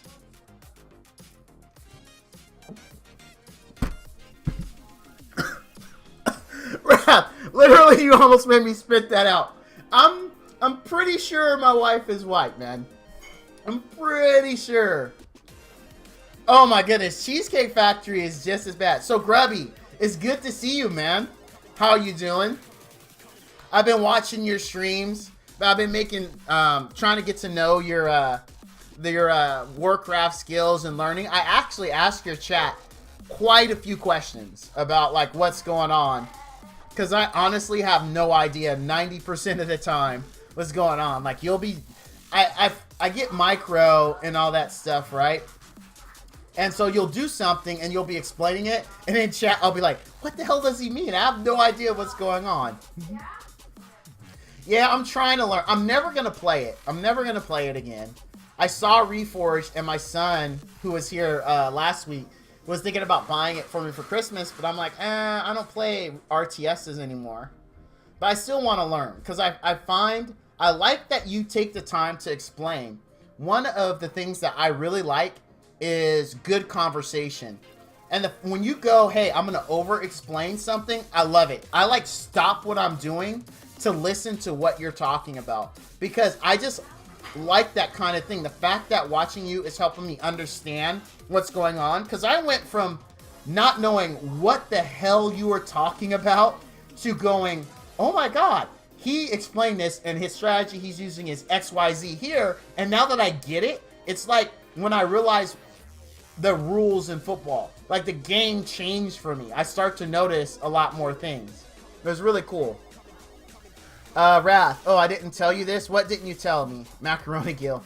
GS parents take me out dining to see where my relationship is with her. Ooh. Ooh. Pretty much trying to push me into marrying her. Well, that's what parents do. I mean, I would do the same for my daughter, I'll be honest. By the way, off topic, I want to ask you who you think I should 6-star next. I only have a Rhoda. I'm 99.5% PvE player. I just do the PvP for the grind and don't 5-on-5. Options are Sigrun, Manas, Zinnia, Zircon, Water, Greater Demon. Alright, Grubby, I am going to give you this link here. I am going to answer your question, Grubby, okay? But I do want to give you this series of videos that I made specifically for people in your exact position. I did a playlist. It's like 6 videos, about 15 minutes each, that explains how to progress in DHC, who to focus on 6-starring, and all that kind of stuff, right? So let me get that link for you. And then I'm going to give you the link, and then I'm going to explain the madness behind the link, right? On who you of your list, who you should 6-star, etc., etc. I'm going to give you all that. But I don't want you to think I'm blowing you off by giving you the link. Okay? So here's the link. Oh, Malix, you're out? All right, buddy, have a good one. Okay, so there's the link to my DHC New Start series. If you watch the videos in order, it takes you from farming to how to farm to getting into ED10 and SW10 and all that. So that's the complete link. Now, to answer your question directly, because I don't want to blow you off, in your list that you gave me, you have 2 choices. You can go Rhoda or you can go Sigrun. Depending on who is geared better, I would recommend you 6-star them first. If your Rhoda is geared better than your Sigrun, then 6-star your Rhoda. If your Sigrun is geared better, then out of that list, it's going to be Manas. It's going to be Manas for sure. No doubt.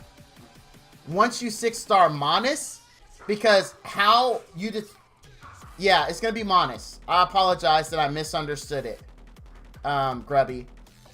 Yes, Manas 6-star. Definitely Manas 6-star. No doubts. And then once you're done with Manas, you've got a choice to make. You can go either Sigrun or Zinnia. Either one will suit you very well. Hold on a second. I'm catching up. Nice link. Da, da, da. Okay. But it's funny because apparently they love me to death, mainly because they say I'm usually very quiet and chill IRL.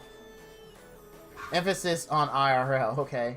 Can you tell your bot to stop spamming? Is it spamming a lot? But maybe I just give those boons to Monis instead. Hold on. I leveled up water boons to 5-star. Level 1 to simultaneously pro into Xenia and also get her final level ups. Okay, that is very smart to do. And Xenia is definitely a good choice to 6-star, right? However, in your particular situation, because you want to use how you determine what units you're going to 6-star, Grubby, especially if you're free to play. And I believe when you were playing DHC, you did say you were free to play, is you want to look at who do you use the most. Start with your unit that you use everywhere. For instance, in your case, since you're PvP, if you're going to you're 10 pounds in now, okay. So if you're going to do PvE, meaning that in your case it's going to be who are you going to use in co-op, who are you going to use in both ED10 and SW10. If you have units that you notice you're using in all your PvE locations, 6-star those first and then work your way back. Monis, okay, then Monis is definitely the next one. All right, so then do Monis first and then Xenia. Monis and then Xenia. Do you know when this patch drops anyway? I do not know when the patch drops for update 4. I apologize. All right, sounds good. And boons are not hard to get.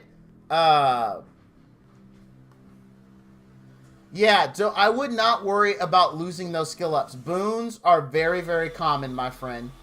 They will not be hard for you to stockpile. Even being free to play, they will not be hard for you to stockpile. And you're 100% welcome, Follow. Definitely, Grubby. 100% welcome, my friend. You've taught me so much. It honestly makes me feel good to know that I'm passing on what little bit I know to you. Let me make sure I didn't miss anything. Yeah, I mean, there is a little skill up synergy loss, but honestly, that was never going to make or break you, though. Unskilled Xenia will have no problems in SW or ED10. None at all. It won't hurt you to not have those skill ups in her. But it will be a huge boon to have Monis at 6-star. Now, there's a reason, if you look at my reviews, Grubby, because I do review each individual unit, there are reasons I only do 5-star reviews. Because 5-star max units currently, if you're not looking to push Ascended, if you're not looking to push Arena, 5-star Ascendant units can do almost everything that you want to do in PvE. They can do just fine in ED10 and SW10. And if you have the right ones, you can also fully complete Blitz mode. So that's why I always do my reviews with 5-star units, because the majority of the population still has max 5-star units. You're actually going to be ahead of the curve making 6 stars, which is what I recommend, because the current shift in DHC is going to be to kind of stop that ability to have 5 stars be able to do everything. Oh yeah, it's going to take time. It's going to take time, definitely. Especially with the units you listed. It is you're not going to just jump into Blitz. Not at all. Not at all. Like I said, you have to have the right 5-star units to pull off fully completing Blitz. But the right ones can get it done for you. Definitely. Definitely.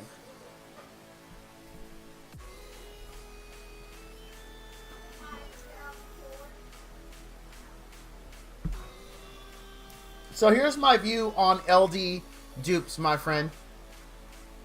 When you have one LD, hold on to it.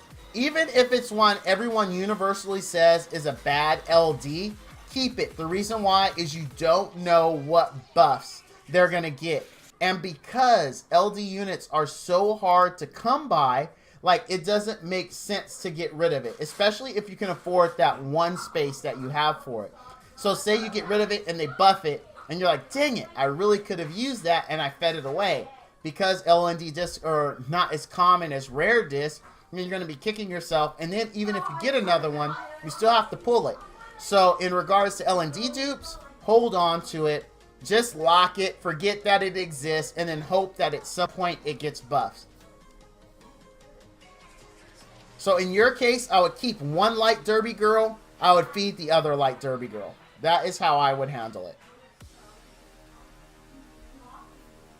That's actually how I do handle it. If you look at my box here, let me actually give you real world examples. Like when you go to my L&Ds, you'll see, like I got this guy still, this one. Because, like, they may not be the greatest units, these 6 here, right here. But if they ever get buffed, at least I can say, okay, I have this unit. Now I want to build it because they actually got a really good buff. So in this case, I 100% am practicing what I preach. And you're very welcome, sir. You're very welcome. I'm glad I can help you out.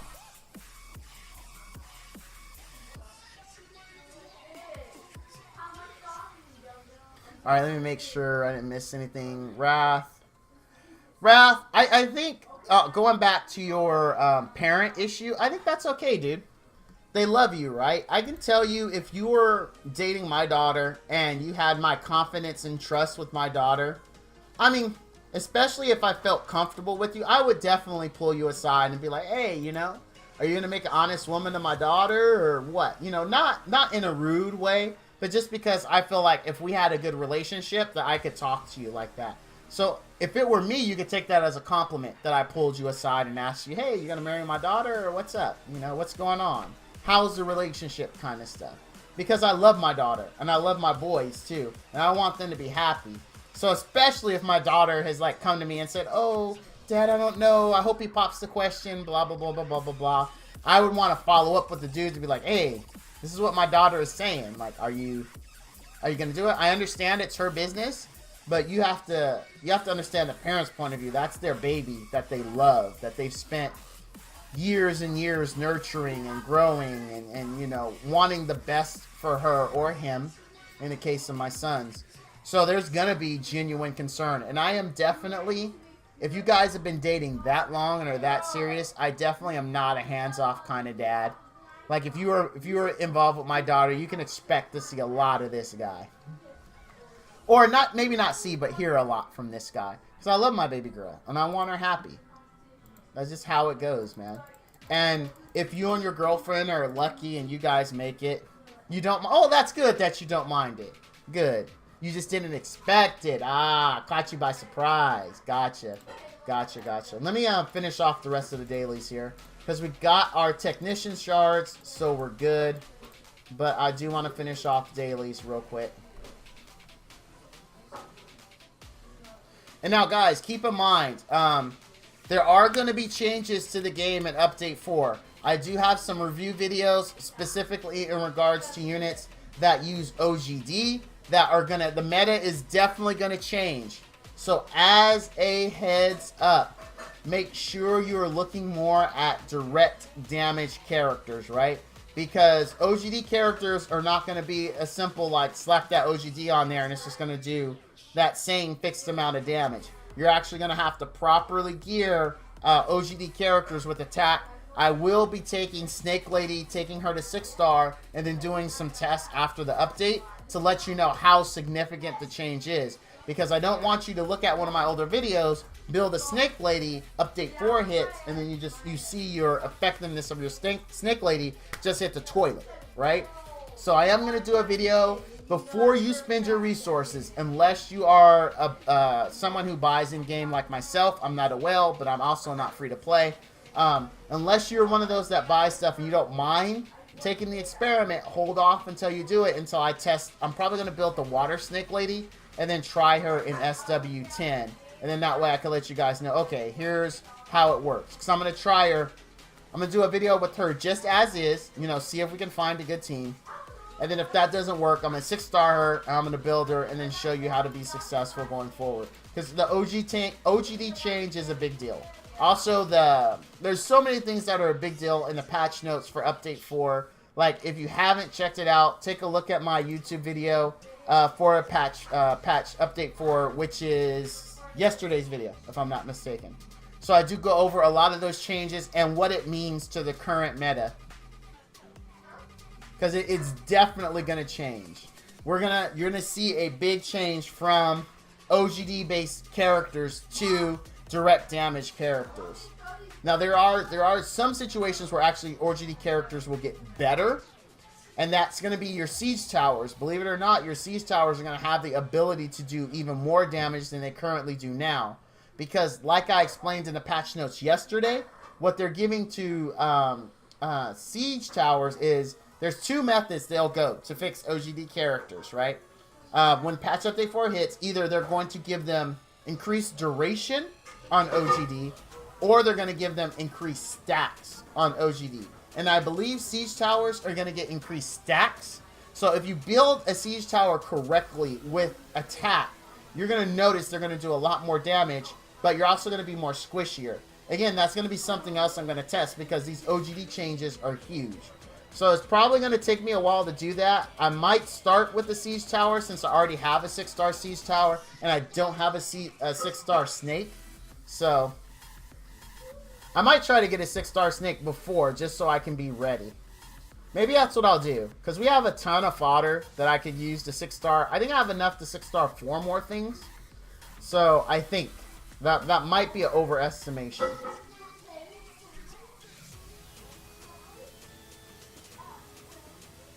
But you can look forward to those videos.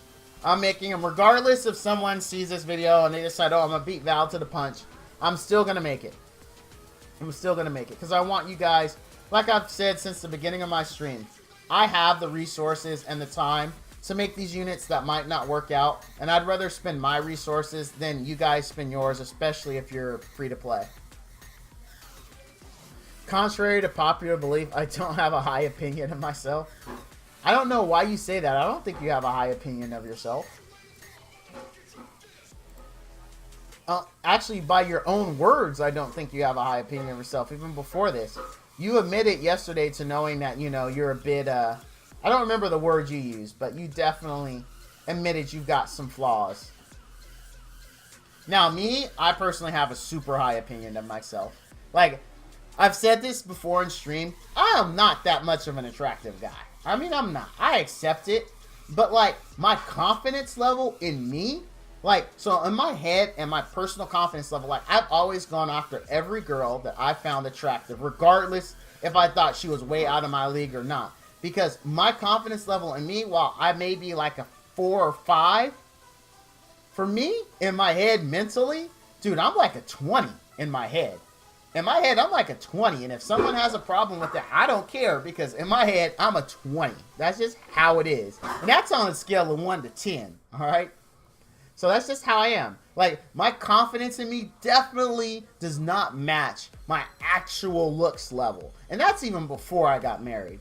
That's way before I got married. I'm like, dang, I'm awesome. Now, I wasn't like obnoxious or narcissistic with it, but because I'm comfortable in who I am, confident in who I am, I know exactly who I am, that I feel like that puts me at a 20. You know what? Because I'm rock solid in me. And if some shit can't see how I am, I don't take it personally. I'm just like, move on. Thank you for your time, right? That's how I am. That's how I am.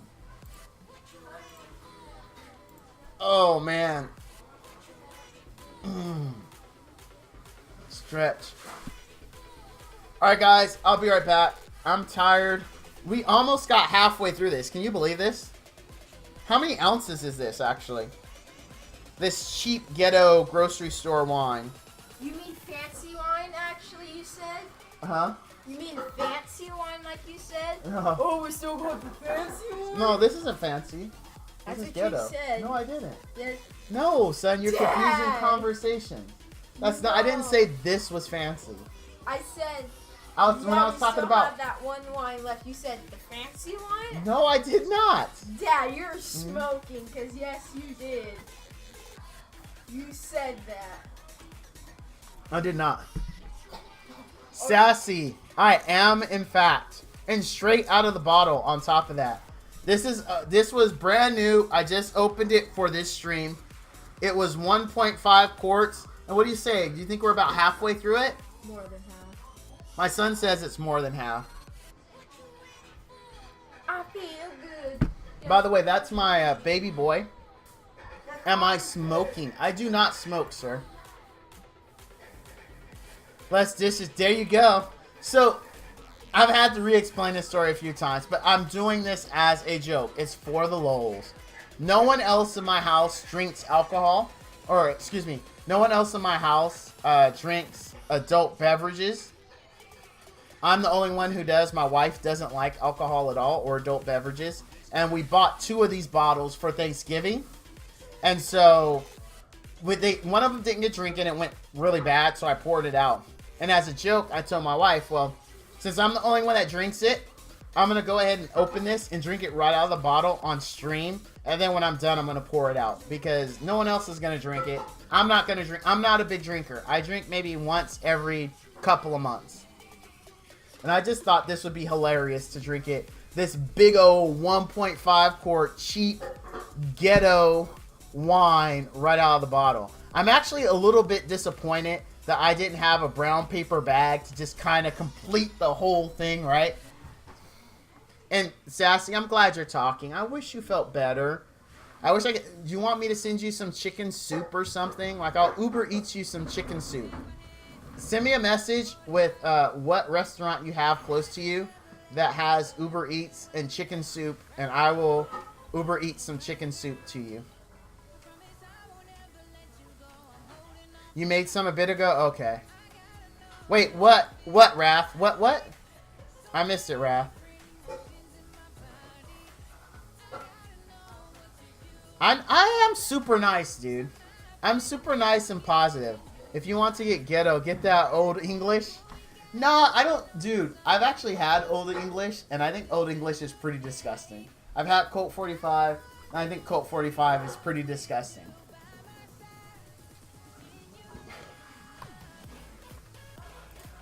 Ovipositor. Is it your, is your name the actual, like, the track that carries eggs for things that lay eggs? Isn't that called an ovipositor?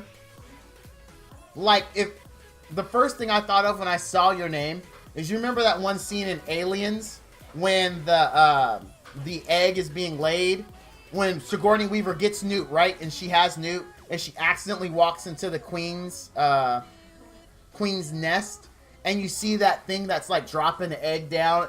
That would be the ovipositor. And when I first saw your name, that's the first thing I thought of. Oh, you're Dutch? Oh, dude, you're Dutch. That's awesome. Follow Grubby is also. He streams Warcraft 3. One day, I'm going to grow up, and in the streamer sense, I'm going to grow up. And I want to be like Follow Grubby. I want to have 7K people in my stream. There is a bar here that gives shots of the worst wine on earth when the train goes by. Hi, more on that. Or hi, more on Group percentage Netherlands in Valance's stream. Ah, there we go, dude. I'm really popular. There you go. I'm on my way to grubby levels right now. This is where it all starts, guys. Group means big percent. Oh, okay. It's the Top Gun bar. No way. Is it really? Sassy, are you just messing with me? Is it really the Top Gun bar? maybe. You know they're making a Top Gun 2, right? What?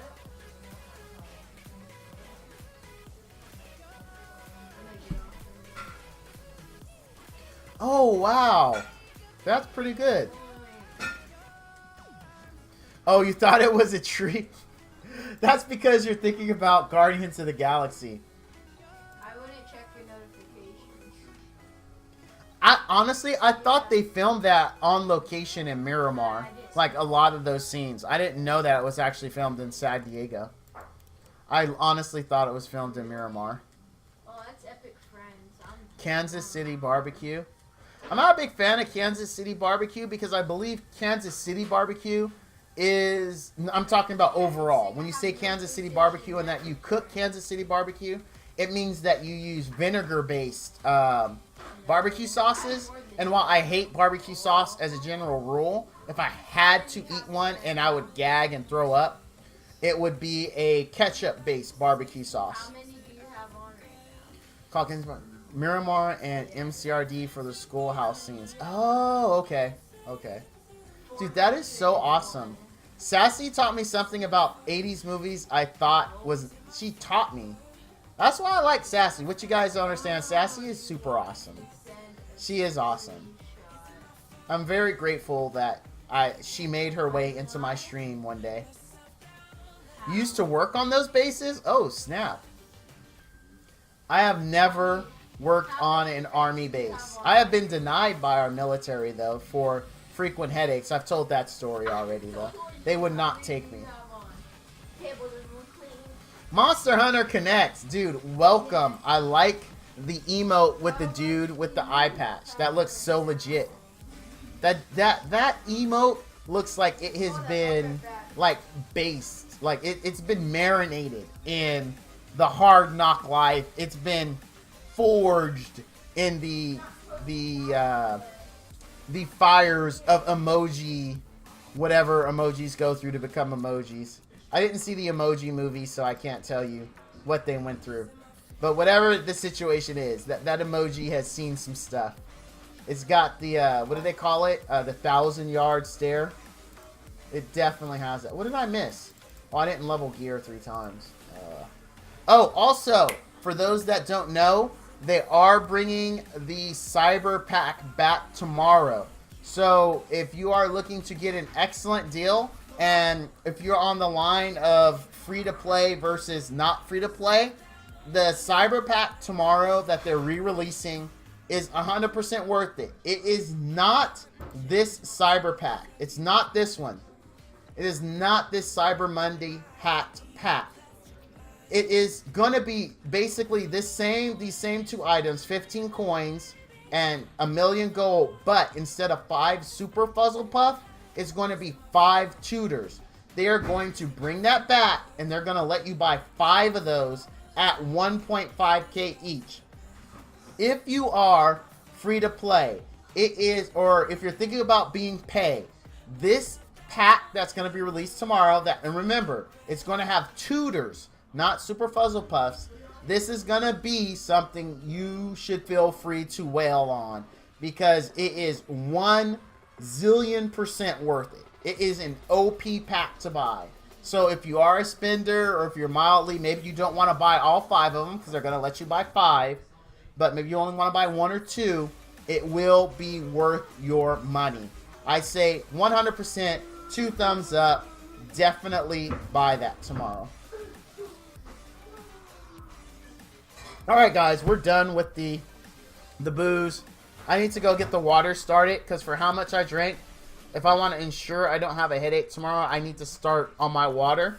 So I'm going to go put this bad boy up. We're going to pour it out. We're going to say goodbye to Vance. Let's all remember in 2018, the strawberry white Zinfandel bottle and the many laughs that it brought to our stream, 11/27/2018. Rest in peace. Hey, that's mine. Oh, here you go. No. You don't even know what we're talking about. I do not know what you're talking about. Well, we talk about them more. Nope, we're talking about beer. No, you didn't. You're right. I knew you were gay.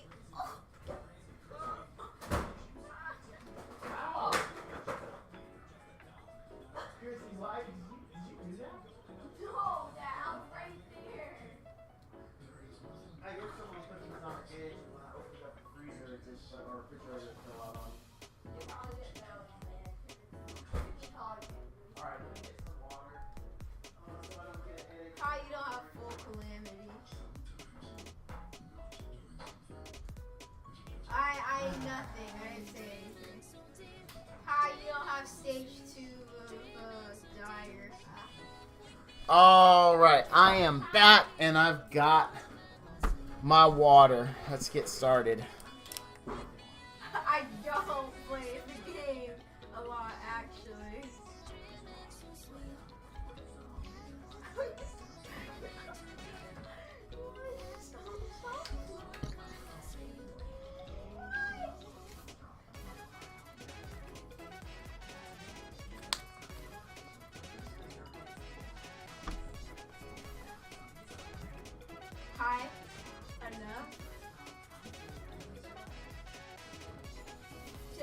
level 66. Wow. Did my stream just make sure that put two people who can actually help each other in their careers together? Look at my stream, dude. Uniting people the world over. Okay. So we talked about how the pack that's coming out tomorrow is definitely going to be worth it. Remember, when you're looking at this, it will say tutors, not super puzzle puffs. 100% worth your dollar, okay, or whatever currency you use. Now, we've also talked about the big changes coming in update 4. So if you have an OGD specific unit, so you've got a snake lady, maybe you're thinking about building a Congo, hold off on that for right now. There are big changes coming to OGD, and before you guys invest in it, I want to test it out, make sure that it's going to work for you.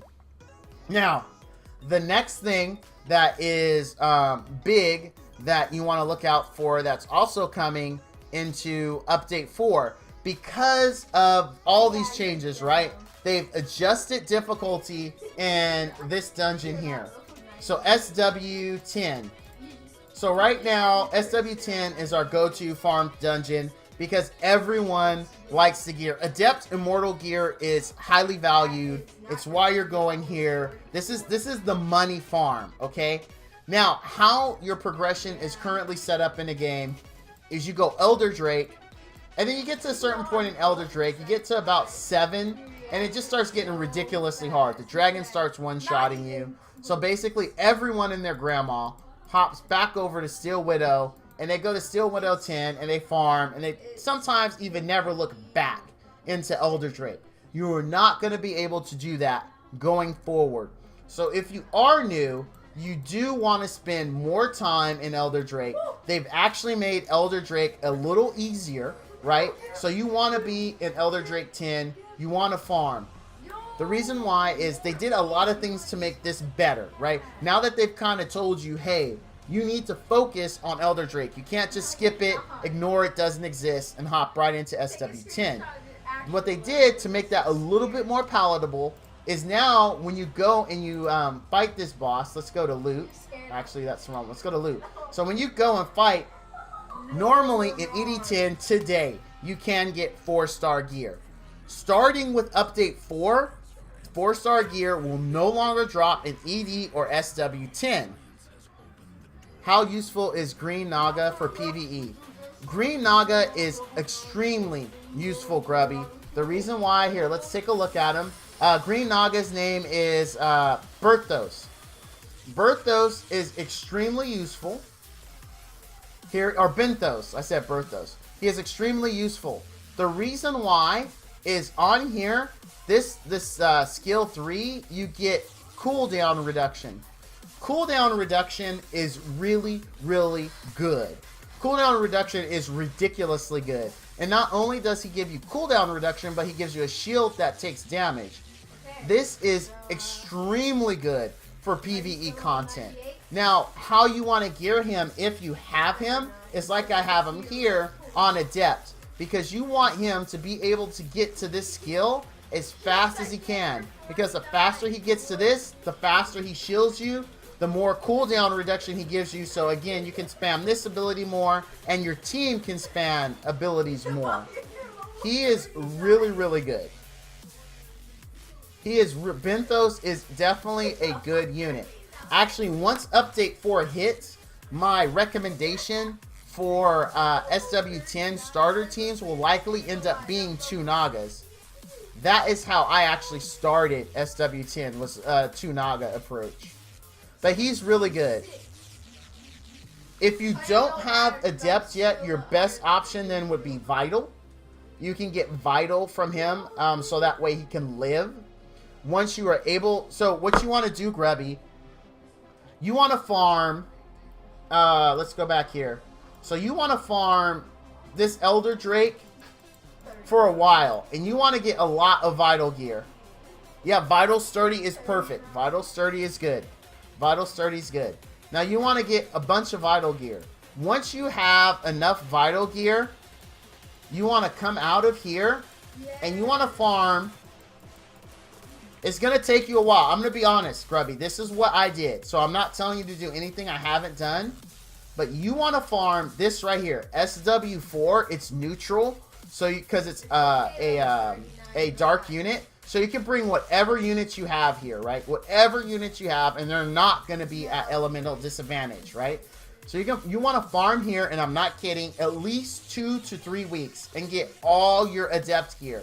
It is going to take you that long because you're only doing level 4, so your loot isn't going to be the best. But I'm telling you this right now. When you're starting out, 4-star vital gear is still going to be worth it.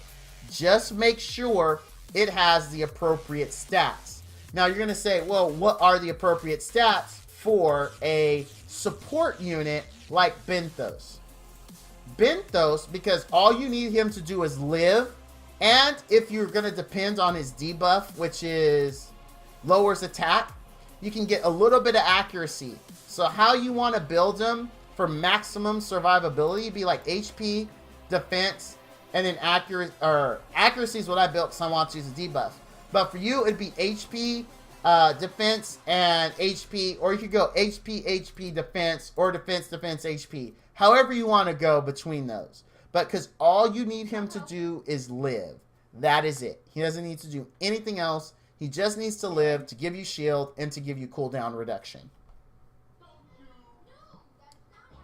How does defense work? So, defense in this particular game. So, like, when you have, this is about what? A K? A little bit over 1,000 defense.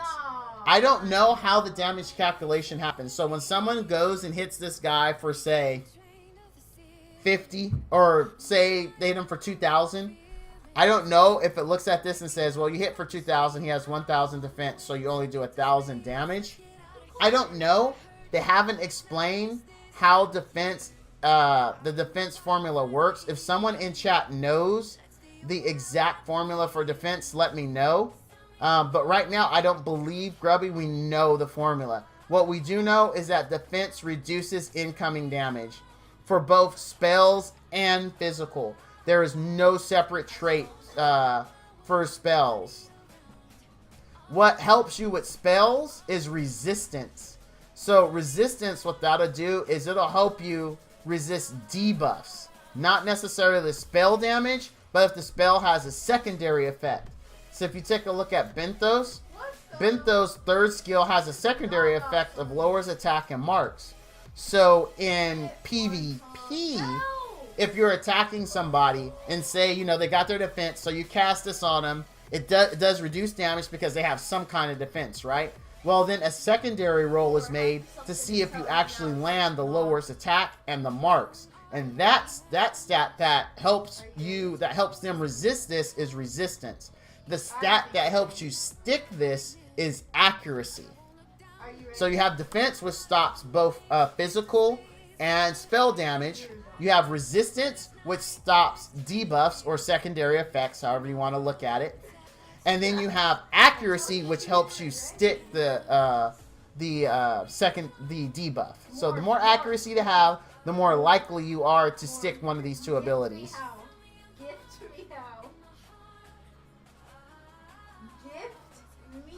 Well, remember, he is talking about strictly from a PvE perspective, Monster Hunter.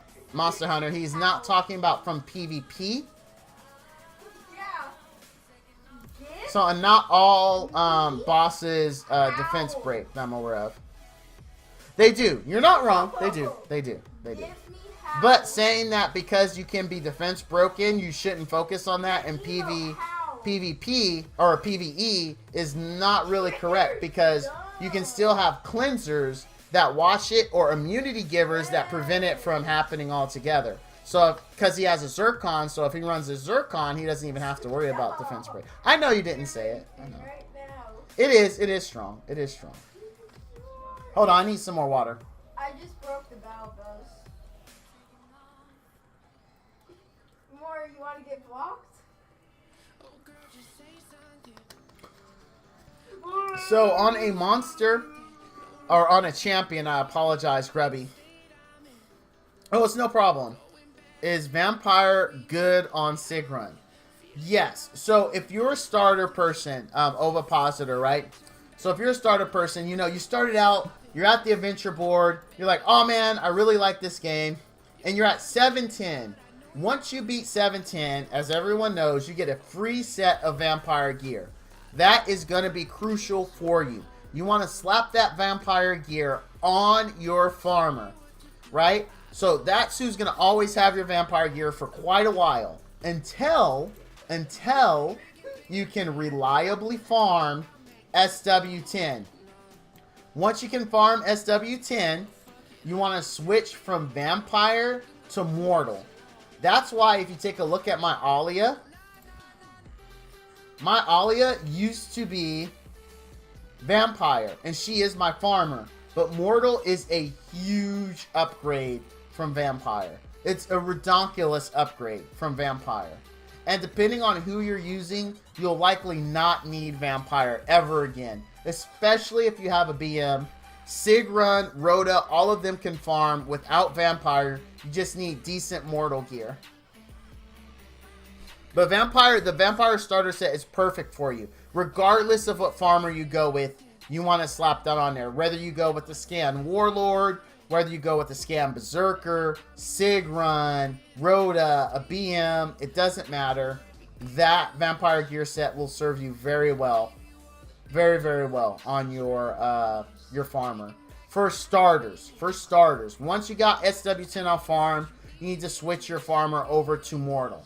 Mortal is going to open up, now allow you to use your farmer not just in farming, but also in PvE and PvP should you so choose. Now the exception to that is I know that, and Sassy, correct me if I'm wrong if you're still here, I know Sassy Redhead actually still has her BM on Vampire, but she got exceptional Vampire gear. The reason why I don't recommend that is because no matter how good your Vampire gear is, you cannot beat this 45% crit damage. Because you can get exactly what she has in Mortal and then stack another 45% damage on top of it. So it just doesn't matter how good the Vampire is. The Mortal is still going to be better just because you're going to walk away with 45% crit damage. At 100% crit, that's a lot. 45% is not a small thing to like scoff at. That is a huge amount of extra damage. That's why I always run anyone that I'm going a mortal build on minimum 75% crit. That's like even to consider going a mortal build. This is why, because if you're going mortal 100% depends on you critting. You don't crit, mortal means nothing, right? So at least if you go 75% crit rate, you know you're going to crit 3 out of 4 times, which means your mortal's going to matter, right? Because this 185% crit damage means jack unless I crit. It means nothing. So that's why you want a minimum of 75% crit. To me, others will say you can go with less. I think it's a waste to go with less if you're going a mortal build. You have some great 6-star vampire gear. Rate or damage? Crit rate. So crit rate, you have to. So let's talk. Hey, Severe 2326. Let's talk about that. So I mean, as you know, ovipositor, crit rate is gonna be how often you crit. Crit damage is when you crit. What's the bonus multiplier to your crit, right?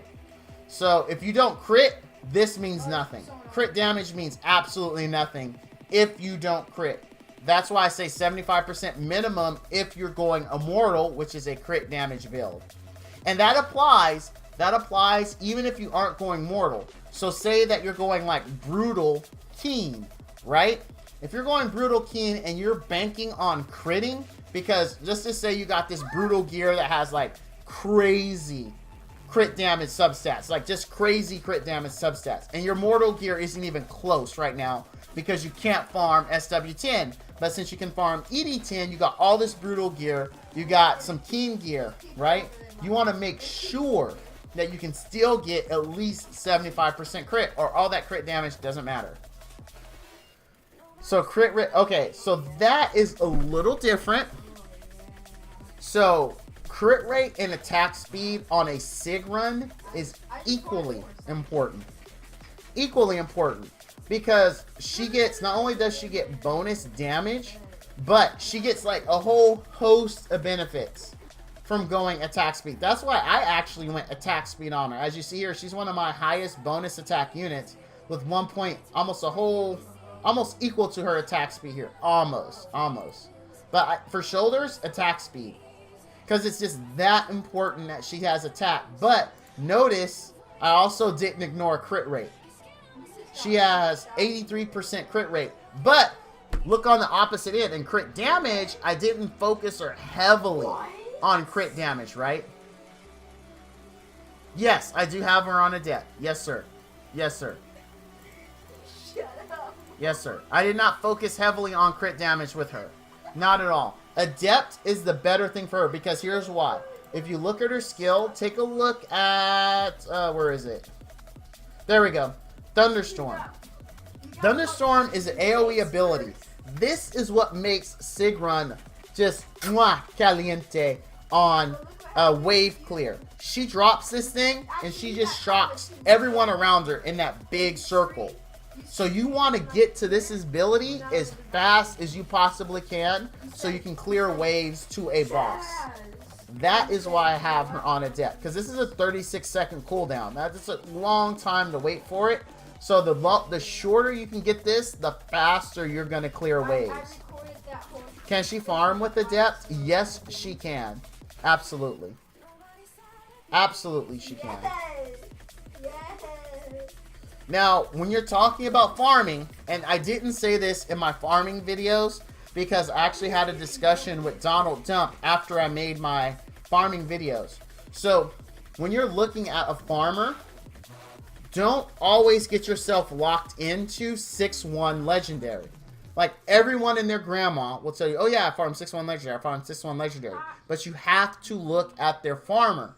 One of the reasons in my farming video, and me and Donald Dump talked about this a bit, that I was failing was because I was not selecting the right farm area for the farmer I had. He actually did use the water spearman for his farmer, but he couldn't do 6-1. He actually used 2-3. So then I actually tried 2-3 with my spearman, and it worked just fine. Was it as fast as a 6-1 run with a BM? No, it was not. But it was easily doable with the spearman.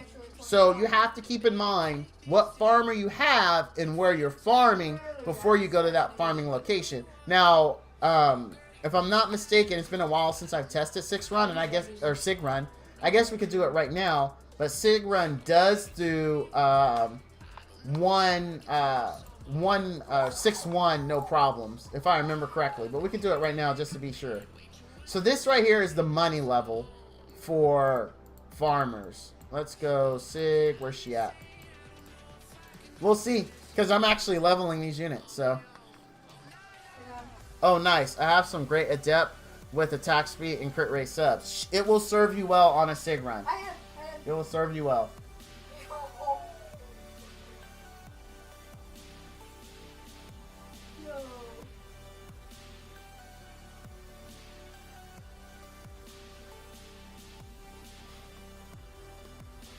I'm doing 110 now, but I want to farm quicker. Oh yeah, we all want to farm quicker, man. Oh, did I go AC lead? That's alright. She should still be fine. No, it won't matter.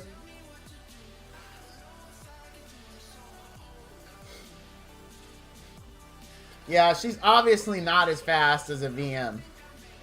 I mean, she's just not. Yeah, so she can do it.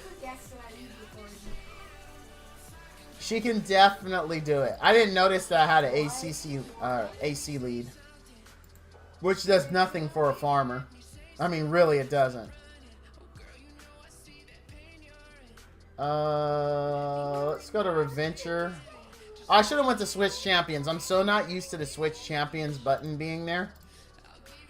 Yeah, look, I've got accuracy. There we go. I don't think I have any more energy. Okay, we got one bottle of water down. I got one more to go to ensure I wake up headache-free tomorrow. Click triangle. I'm able to FA. Let's just do it. Just click X. It doesn't? Yeah, I never, just so you know my progression path, just in case you haven't seen my video, but, so I was just about the 5-star, the Spearman, and I read Reddit, and Reddit's like, hey, don't 5-star Water Spearman, because if you have Scan Berserker is actually a better farmer than Water Spearman. So I was like, oh, okay. So I went and I built my Water Spearman. And, oh my goodness. Like, I was like, wow. Or I went and built my Scan Berserker, which is Crude. The water one's name is Crude. And I was like, wow, he is better. So I got him to max 5-star. I was building gear to 6-star him. And I did a random pull on a BM banner way back, like 3 weeks into the game.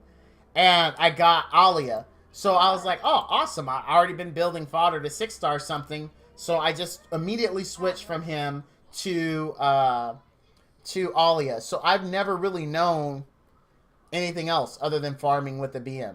Because I only farmed with Crude for like maybe a week. Maybe.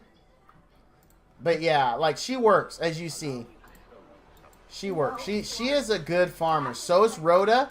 But I can't really show you a good demo of my Rhoda because one, she's only a 5-star, and I always recommend you 6-star your farmer. Your farmer should in every game. I know people will disagree with me left and right, but Val's advice is every game you play that's like this, that has a situation where you have to run your fodder units through a adventure zone or whatever, hundreds and hundreds and hundreds and hundreds of times to level them, is you always 6-star that farming unit first, period. Because that is the one that's going to build everything behind it, right? Without your farmer, in my opinion, you have no base. You have no way to start the fundamental building blocks of getting your machine going, your fodder machine going, right? That's the whole reason your farmer exists, is to just keep spitting out fodder for you to 6-star the units that you want to level. And in this particular game, once you got your farmer built, then you want to look at what's the one unit that you use in everything. Like that very next 6-star needs to be the one unit you use everywhere. Use it in PvP, use it in PvE, you use it in boss raids. Heck, you might, if you're lucky, it might even be a 5s unit. So you're literally using it everywhere. That is the next 6-star unit that you make. And then you just run down the list. You go, okay, is there another unit I use everywhere? And you say, no? Okay, is there a unit I use everywhere except maybe this one area? Then you do that one next. And you just work your way down. What that ensures is that no matter what content you're doing, you always have the best unit you possibly can in that content. That's why you do it that way. Never 6-star a unit in this game specifically, and others too, that use one place. It's like, because then you're going to go do something else and you're going to be like, man, I really wish I 6-starred this other unit, because not only do I use it here, I use it here too. So that's why I always tell you, that's how you look at who you 6-star. You just work your way down the list. Yeah, I 6-starred Sig first, then Water MG, now I'm doing Manus. Yeah, Manus is a staple. He is everywhere. Manus is in every team, everywhere. Like, that's why to follow Grubby, I was like, hey, follow, you know, you really want to 6-star your Manus because he's used everywhere. I mean, he just is. He's omnipresent, or he's omni-Manus, basically. And I just summoned a water AA this week. Well, congrats to you. I have to say, I have really not used my water AA. Zeveron is a great unit. It's just like, honestly, I'm being straight up with you. My Zeveron just sits here.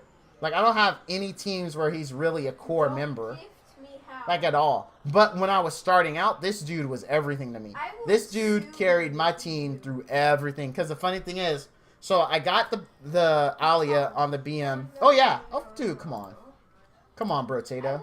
Except for this one. But this one's damaged. So why does it even matter? Like, this one's damaged. So, but all the other ones, the ones that matter, yes. I did max. But this one, why? I don't see the point in max skilling Angelic Flight. It's damage. And I don't use him in PvE that much. Or PvP, excuse me. I actually took him out of my arena defense team because he's countered with common sense. I know, right, dude? Dude, I was so happy when not 1 point went into Angelic Flight. I was overjoyed. I was like, how lucky is that? All the other skills, though, exactly where it needs to go. I was super, super happy. Not one in Angelic Flight.